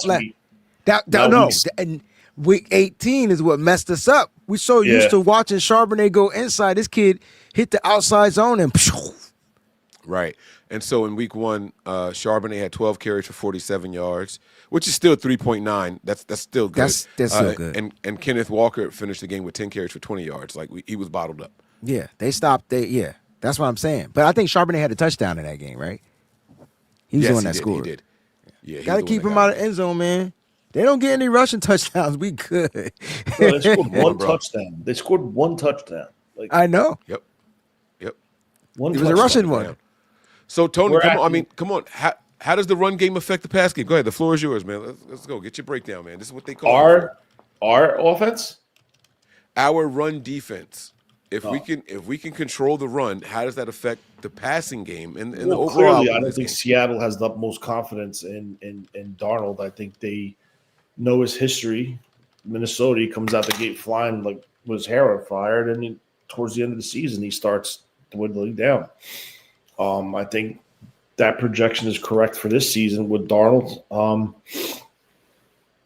Listen, your best offense is a run game, and if you can run the ball, you just keep running it. But if the Niners can stop it and they force and make him one-dimensional, mistakes happen, bro. That's all I'm gonna say. It could be a little scary as far as the tight end. AJ Barner. Not Stolbert, the other kid that they have. AJ Barner. I think Barner is a tough matchup because he's like 6'6". He's a tall tight end. He's from Michigan, right? Michigan guy. Bro, you know, man, he's a taller Michigan. He's a taller tight end. He's a big dude. He's a problem. It could develop into a problem, but I just think because you saw it in the Week 17 game, like he didn't want to put the ball. It seemed the way I saw it, it didn't look like he really wanted Darnold slinging it around. Could he sling it? Does he have the potential? Absolutely. But Darnold's got a phenomenal arm. Let's not pretend like he doesn't. Yeah. The problem is this. Screw the run game. We're talking straight passing. If you hit Darnold and you make Darnold uncomfortable and get him off his original platform, that's when this defense could jump and make something and take an opportunity. Oh, wow. If he sits back there all day and just throws it, it's gonna be tough to stop. It's gonna be a lot of quick throws, I think, from Sam Darnold. I think in this game. And my question to you though is like how often do we hit the quarterback, bro? Like, bro. Well, it's not hitting him, right, Wayne? It's getting him off his platform. That's fine. You said hit. I really do want to hit though. Like I want to. Of course, obviously it's your goal, but this defense doesn't do that. So if they can get him to step up or step out and slide out and make a throw on the move, the pressure, that's where you can he could. Oh shit, one of those. Like, you know what I'm saying? Yeah, I got you. I mean, if they could just run the ball on us all day, it's going to be a long day. But I do think the run game will stop. That'll wear our defense out too. With those two tackles inside, I think an underrated pickup that we got was that Keon White from the Patriots. That kid just playing lights out. I mean, come on, pressures, stopping the run. He's a solid player. They got a really solid. He saved the game for the Niners. Tackled what's the name by his shoelaces. Contract next year, and I think if you put that whole group together as a unit, I think they could do enough to stop the run game as a unit with the second level of the defense between Willow and Kendricks. So that's where we're at. I do expect an improvement because of what we have behind that defensive line now. Also, those guys were just thrusted into the game, right? Here, everyone's hurt. Go play. Go. They had preparation. They had a whole start under their belt, a playoff start under their belt. Now you might see this defense take maybe another half step forward versus the run or as a unit. You don't know. Preparation, adjustments, game planning, scheming, stuff like that. It could happen, but they need to play as a unit. That front seven has to play together in their run fits. They cannot let these guys run free like they did in Week 17. And if that happens, then the Seahawks become one-dimensional. 18. Mm-hmm. 18. Then the Seahawks become one-dimensional, and they have to throw the ball. Well, you better keep your eye on Njigba. Cooper Kupp's dangerous out of the slot. But you have to – listen, you just got to play your game. Yeah. You're prepared all week, and that's it. You know what's fun? I love that we have the two of you guys on here at the same time because you guys will disagree with each other, but you also end up saying the same thing, right? So Tony is saying that we got to get pressure on Darnold, and Wayne said we're not getting hits. Like, that's not a thing, right? Now, we did have 2 or 3 sacks in the last game, but I don't think they really affected Tony said we got to hit him. That's what he right. said first. But I was saying we don't hit him, but then he changed the pressure. Yeah. So I like we don't hit what quarterbacks, both of you guys are saying there. Right. We don't really get there often, right? But here's what I think. I don't think Sam Darnold gets necessarily rattled when he gets hit. I think that he came from the Jets. He's used to getting hit, right? I think he gets pressure mentally when he's got too much time. I think Sam Darnold operates well if it's a 3-step drop, 5-step drop, and he knows exactly where he's going. Mm-hmm. If you give him too much time to start overthinking, he starts I got to make sure I hit this play the right way. Then he's overthrowing, underthrowing. That's when he starts running from ghosts. He just expects someone to be there. I think that the lack of consistent pressure by the Niners is going to play into how we mess up Sam Darnold. Like, we're going to get there a time or two every 3 or 4 drives, right? We're going to get there. He's going to feel us a little bit, right? It's not going to be consistent. We all know that. All 3 of us watching the show, everybody in the chat right now, everyone who's seeing this, we all know we're not going to get there consistently every time he drops back. We know that, right? But what happens is he starts to overthink, right? Because the play caller is going to say, hey, this pass rush doesn't get here all the time. We can dial up some downfield things. You're going to have to stay back there for 3.5, 4 seconds. That's when he starts overthinking. And I think that's where the pressure comes from, not necessarily from us and from the line. It's the pressure to perform. And that's how you rattle a guy like Sam Darnold. So I agree with what you guys were saying, what both of you guys are saying. Tony, I'm pointing this way. You're right. We are going to get some hits. We're going to get some pressures. We might even get a couple of sacks. Wayne, I also think you're right. We don't do it consistently enough for us to even count on that. So how do you rattle him? You maintain so he can't scramble. He's at the edge. Yeah. You slowly close that pocket around them, and as it starts closing in, and they're calling those downfield throws to try to take advantage of a secondary that they think is bad. That's when he starts to mess up. I think that's when he starts to fuck up. Now, let's continue moving, and we'll wrap this thing up soon because we're already over an hour and a half mark. I didn't plan on going this long. The last thing that I have here as far as the biggest differences between Week 18 and its upcoming game. Stop saying you don't be planning on going this long, bro. Whenever there's a show with Mike. I didn't. No, I am. I'm long form content. That's what I do. That's my bag. But I also know how late it is for both of you guys. Y'all don't do this.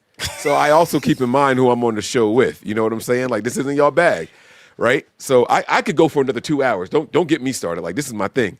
But I got one more note here, and this is what it says. Seattle had success stopping the run and passing defensive formations, specifically in nickel and dime last time they played the Niners.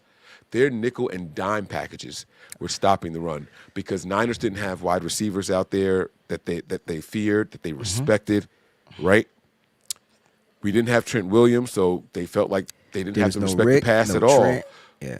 There was no Ricky Pearsall as far as respectable wide receiver, and there was no Trent Williams as far as respectable tone setter on the offensive line. With the combination of those two guys out there, what does that do for the 49ers as far as being what Seattle was last time we played them, 180 and 181 respectively, right? Like that's what their run and pass yards were. Can the Niners do something like that to keep it so well balanced that we just do whatever we want to do against this team where they're constantly scrambling around and trying to figure out what the next play is going to be? Because them having success against the run and nickel packages and then dime packages, that's terrifying. Why are these DBs getting to the running back so early and stopping us? You're not saying the full story. Their big nickel is 6'2", 220 pounds. That's E-Man, which essentially is a linebacker. Yeah. They But built different. the thing is, he has the ability to cover, man up. He has the ability to play to run, and he's very fast. So to say that they're having all the success versus the nickel, it's like when the Niners come out with Pinnock as the big nickel. Right. Clearly, there's a major drop-off between Pinnock and this other kid from South Carolina. Yeah. But that was my draft crush, Tony. Oh. No, he's great. He's a good ball player. You can't take it away. And I actually hope they implement a scheme like that with a big nickel with that type of versatility. And there actually is a safety coming out from South Carolina that could do it in Kilgore. But the thing is this. What they have to do is they have to get them out of sitting and be more reactionary. And how they could do that, motions. I'm not 100% sure. Oh no, I got you. They don't jump on motions. They just sit. We don't motion. We didn't motion last game. We didn't motion like we normally do. It's 100% true. Even if they do motion, like if you watch when they played Baltimore, well, that's because they're not man. They're probably not trying to show their man up defense. But that's the problem. That's what I'm trying to say. Got you. His defense, they don't move. All they do is they'll slide a little bit this way or slide. If it becomes uneven and it's trips or 2x1 or 3x1 to the left, they'll slide. That's all they'll do. They're not going to go and show man concepts. And what they do from that point to snap is they sit. And they don't create windows by responding. You understand what I'm saying? Their corners will go man up. But your big nickel plus your two inside linebackers and Love on the deep third, they sit. All they do is sit and they play reactionary football. And that notion is what I think is the kryptonite to Kyle Shanahan's offense. Because what does his offense do? His offense is based off of motions, creating windows.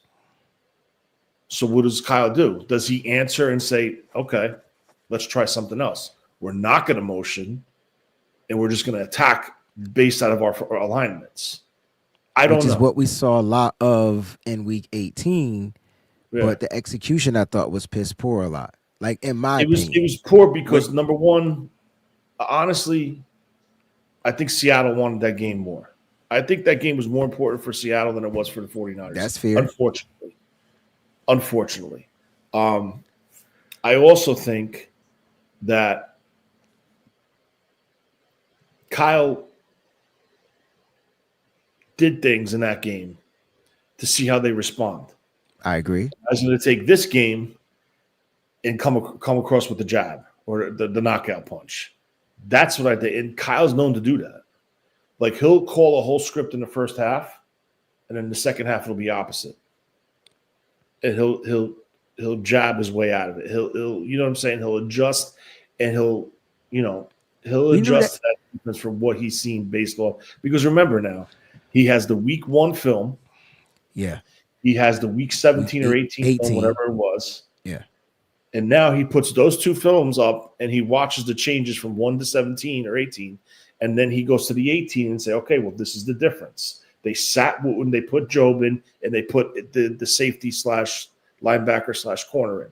That's how they made the big nickel. Right? And then they sprinkled packages in now where they went dime and Woolen was the dime back. Mm-hmm.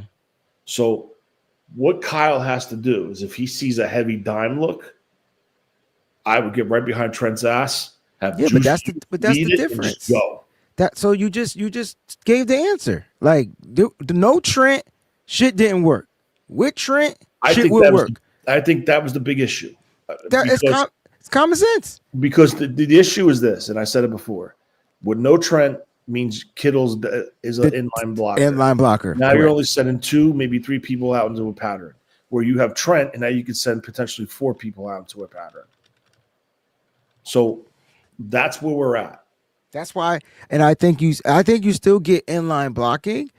I think you see more two tight end sets in this game. Notice how with George Kittle we get less two tight end sets, which is weird.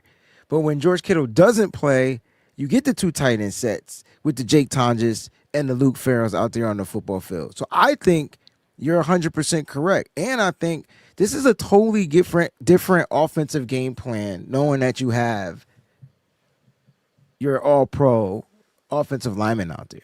And I know he's not a playmaker, but he helps set up plays. And I think this is what will allow Christian McCaffrey to feast as a pass catcher, right? This will allow the screen game to work a little bit more. You might see different types of screens in this game.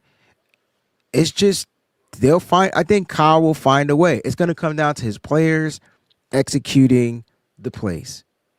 Now, my one issue where I hope Kyle does not do, I hope he does not do the tip-off with Farrell. Farrell comes out. Tonjes comes in and they throw the ball. I hope he doesn't do that. Oh, I see what you're saying. He's got to be true. He's got to. You know what I'm saying? He's got to be true to it. You can't tip your hand when you see Farrell. It means run, and you can't do Tonjes as a pass. So I think he needs to be creative with that. So that's where I am with that. I think. So Trent gave up 6 pressures last week. He may struggle tomorrow.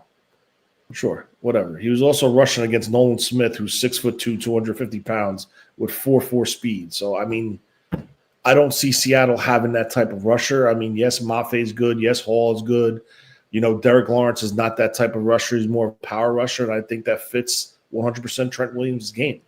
But it's not only Trent Williams. It's Trent Williams on that line that makes that line play better as a unit. So, and that was his game coming off the injury, right? So now he's full practice, back. It's a thing, yo. You miss time, like that's weird. Like, so I think it'll be a little bit different. But I like what Tony's saying about the matchups. Like, it's just different, I mean, the Seahawks fans, I understand. Great defense. You're the 1 seed. Your defense is the best defense in the league. I will tell you that, and it's probably one of the best defenses I've watched. Yeah, in a long time. I have no no problems. I'm not going to let you get that off. They're not the best defense in the league. He said one of the best defenses. He said no. He said the best. I thought he said one of the best. No, I said one of the best defenses I've watched. That's what I said. In a long time. Here's what I heard. I heard you got the best defense in the league. They're one of the best I've watched in a long time. That's what I heard. One of the best. Okay. That doesn't mean all right. The best. It's one of the best, like meaning the group of the upper echelon of defenses. Yeah. No, they're top 5. But this year, that goes to the Texans without a shadow of a doubt. There is no defense better than that Texans defense this year. That's all. I was jumping in there to interrupt for. I like Denver's defense. I think Denver got the defense. Denver's top 3 also. Nah, Seattle's top 5. Those are probably the top 3. It's different. It's differences on like what you want. You want the team that gets to the quarterback because then that'll be Denver. You want the team that gets interceptions.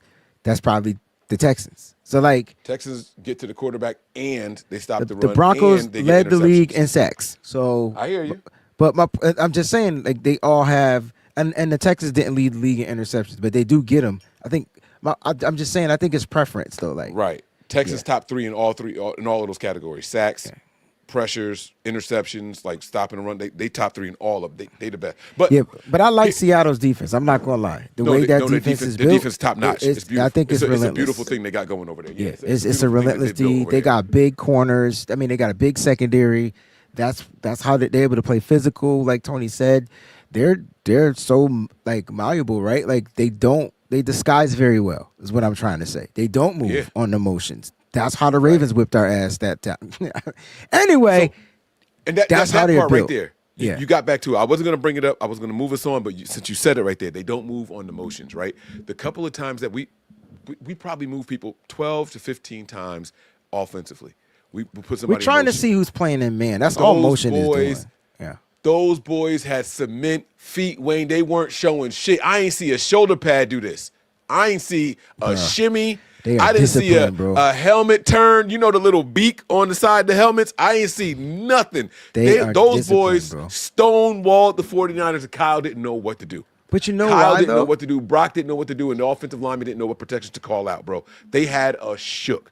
they had us shook. It's because of that experience, right? Like, listen, nobody's talking about Ernest Jones the fourth, right? Like, I know he's sick.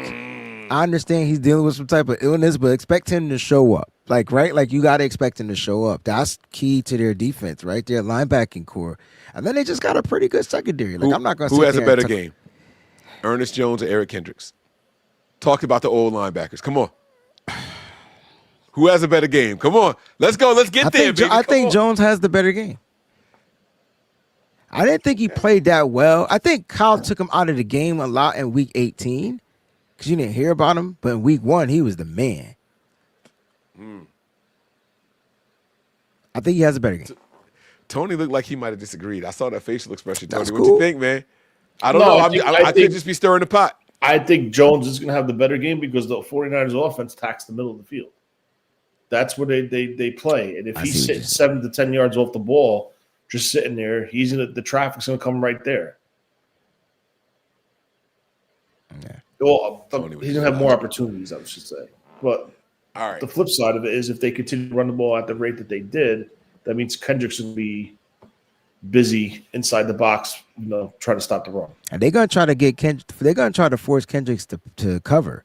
So that's what we got to worry about. What you say? I'm sorry. I said they're gonna try. I know you were reading that comment. They got to try to. I read it too.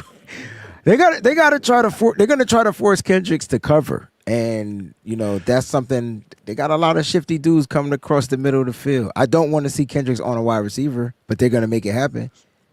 This is my last question, okay, and then good. we can wrap up. Okay. All right. So week 18, we heard a lot of chirping from Diamador Lenore saying, I want to shadow. They did not let him do it week 18. Head to Philly last week. We saw something for the first time all season we haven't seen. And they did allow him to shadow at certain points in the game. He was no longer just playing the left side of the defense, right side of the offense. He was moving back and forth. He lined up in the slot a couple of times and all that stuff.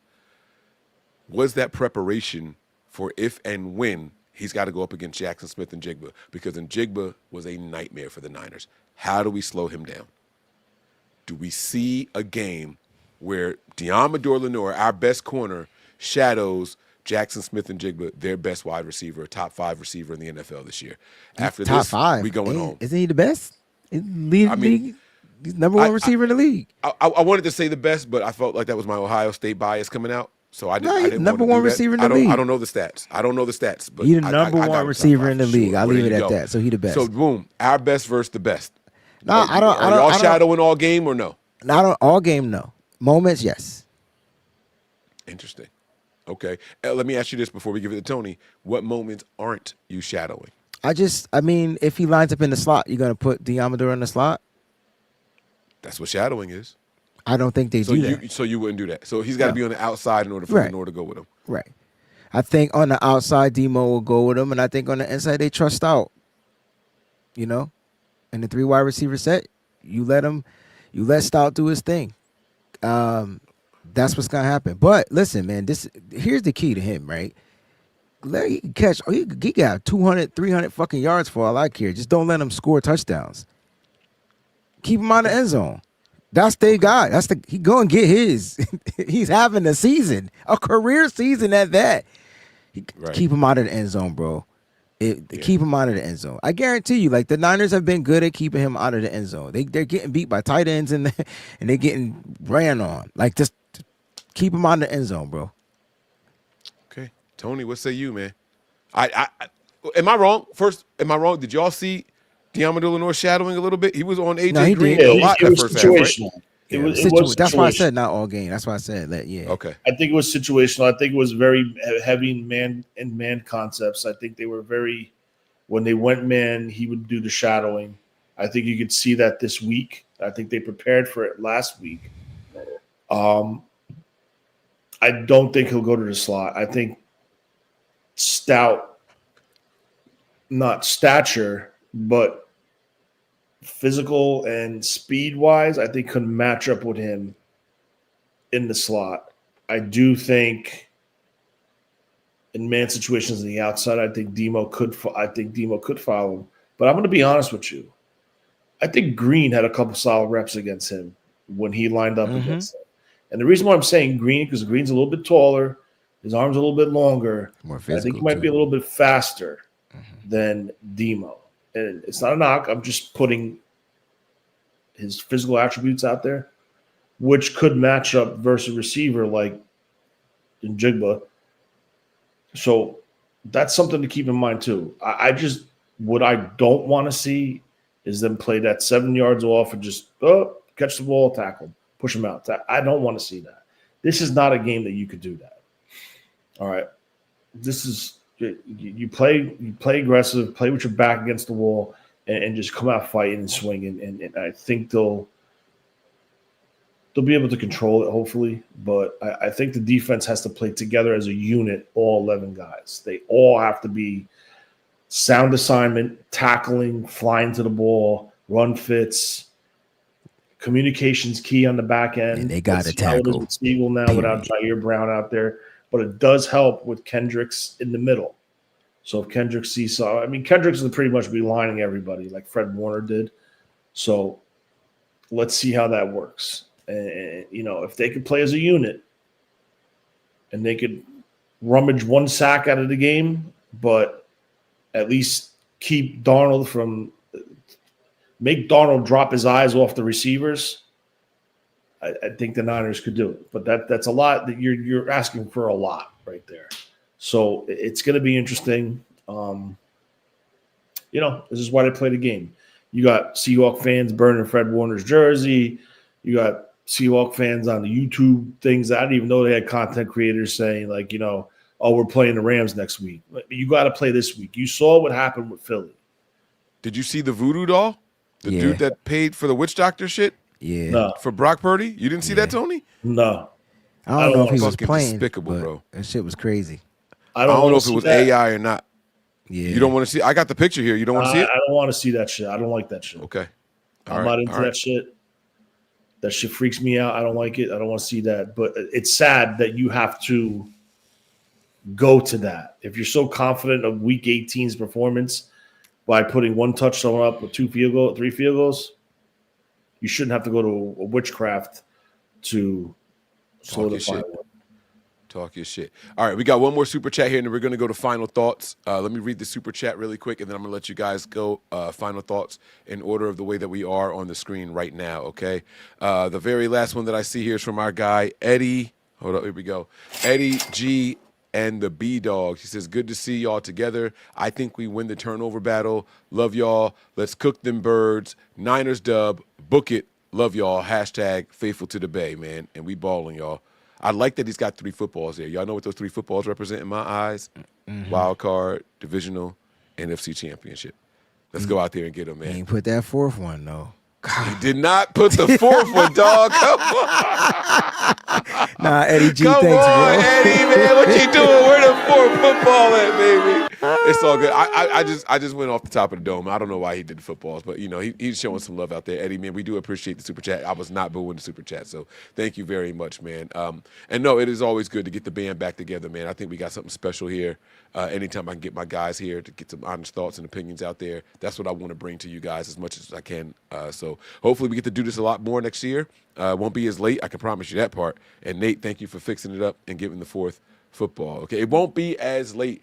Listen, I bowl on Wednesdays. I bowl on Fridays. We do them any other day. Tuesdays and Thursdays are normal days. It ain't got to be this late. So we'll see. God dang it, they doing another super chat here. Okay, this one says here, this is Nigel Crane. I believe this is his 2nd one, so he gets the horn. Them tickets expensive, They scared to resell tickets, too. Bro, did y'all see the thing about the flights? Like, they not even listing flights from California to Seattle anymore. They don't want us in Seattle? No, they're booked. They're full to capacity. Everything is standby. So they're not listing them anymore. Oh, you're not Niner even listing fans are going to be in Seattle. We out there, y'all. Yeah. We are out there. Best believe that y'all are going to hear and feel the Niner faithful out there tomorrow, bro. We are out there. So it's going to be a thing of beauty, man. I love it. And they sent the memo out. Hey, stop selling your tickets to opposing team members. Like, no, we need y'all to be out there. The memo went around online. They did it. I don't know. Y'all didn't see it? I'll pull it up, but it's all right. We don't have to pull it up. But a memo went around to Seattle season ticket holders saying, we know that you guys like to resell your tickets.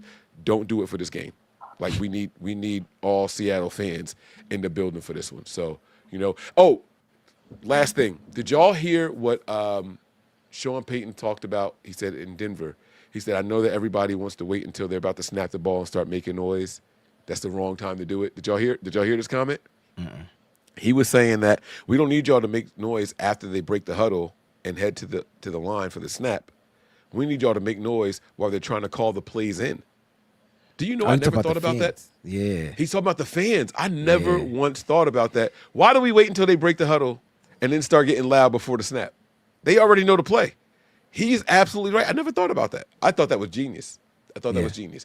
He went to the actual podium during the presser and said that. So I like that battle cry. So Faithful, if you're out there, you watching this, you going out there to the game, and I know y'all are, make sure y'all are making noise as they are in their huddle, man. Make them go to silent count in their house. It's going to be tough to do, but we've done it everywhere else that we go all year long. So that's it. All right, let's go ahead and get the final thoughts. We're going to do it in the order that we are on screen. We'll start with Wayne.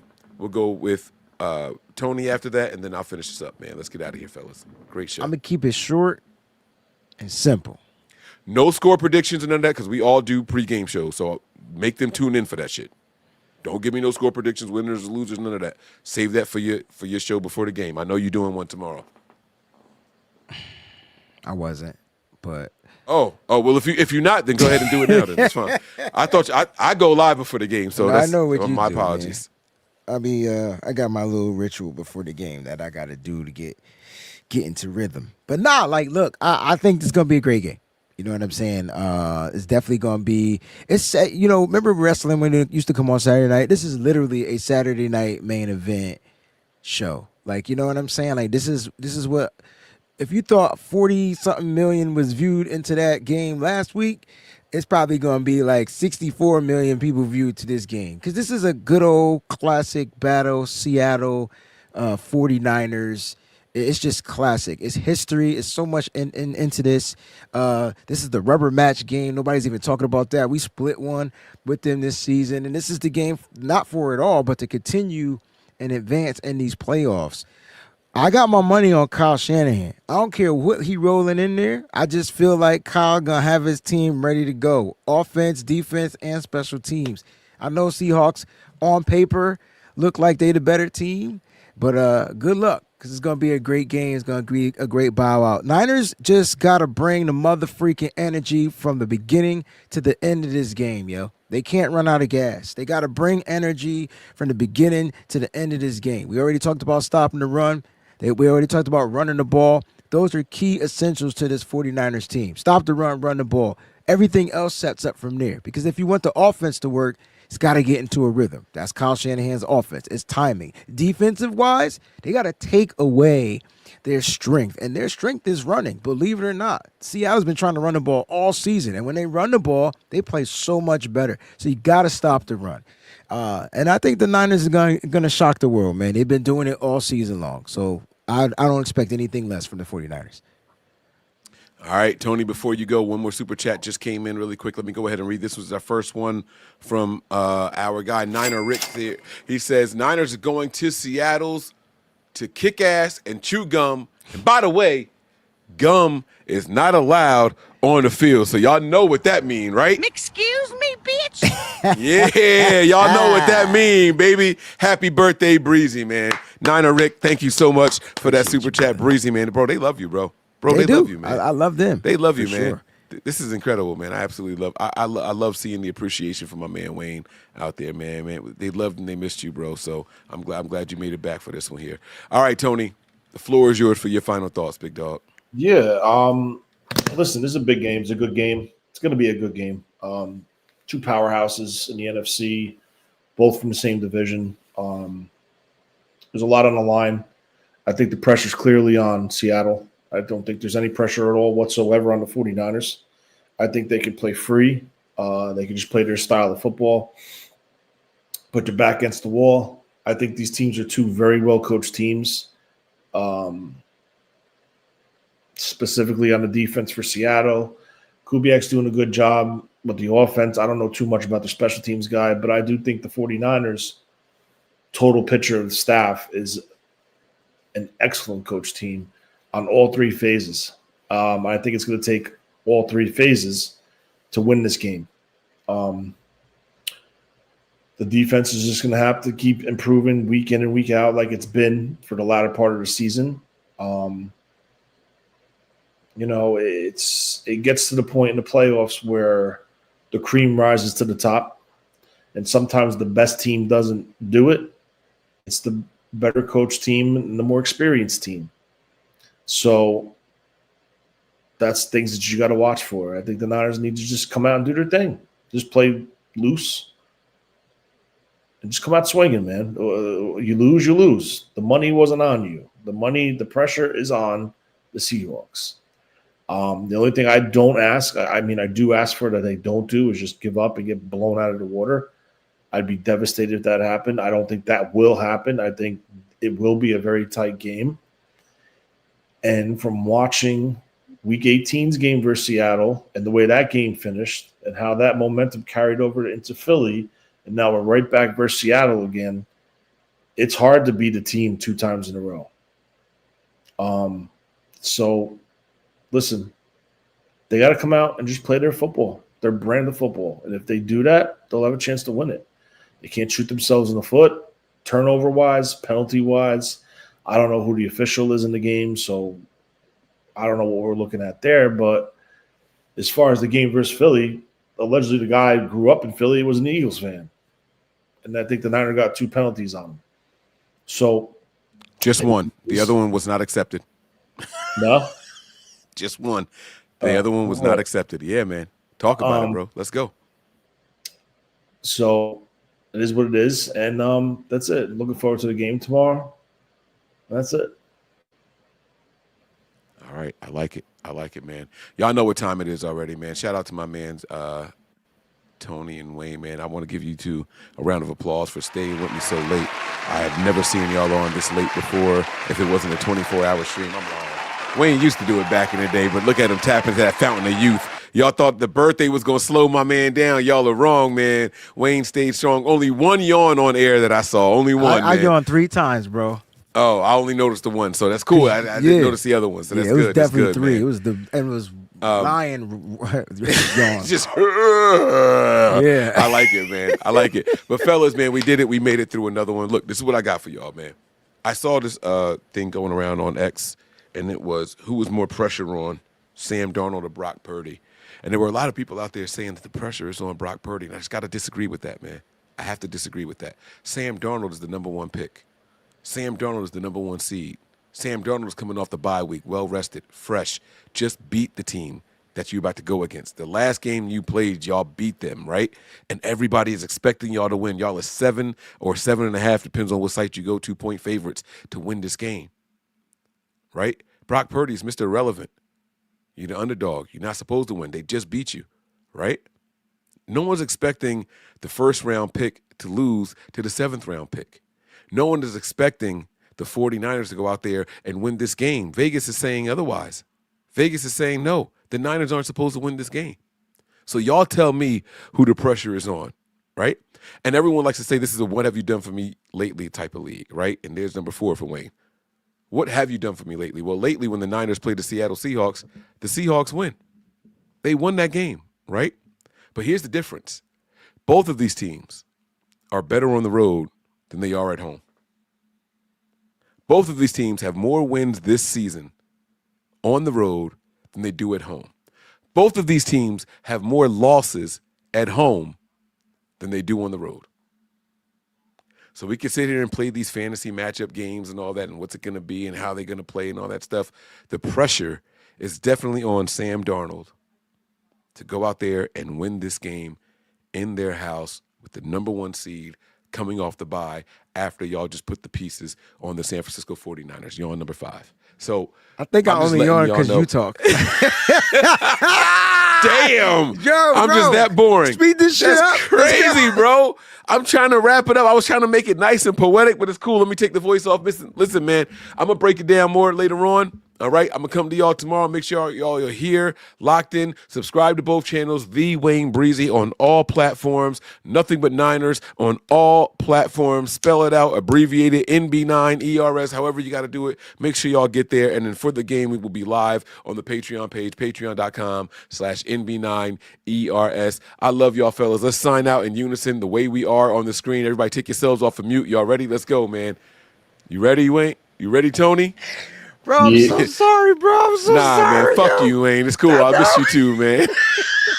I only yawn because you talking. All right, it's cool, man. Here we go. I didn't yawn when Tony talked. I don't know what it is. It's something about your voice. Change that shit up. Put some bass in it. Put some treble in it.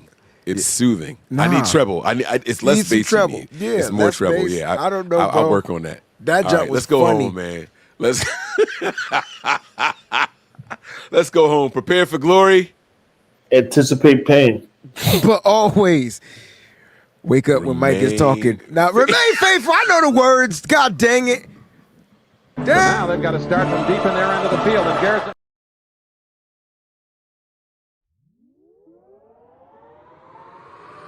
We all gas, no brakes, pumped up, no fakes. We spinning, we winning, we high stakes. We never miss, we all makes. Look at us dudes trying to prove, bringing you news with nothing to lose. Mike, Nick, Tony, Wayne, Method Man, we bring the pain.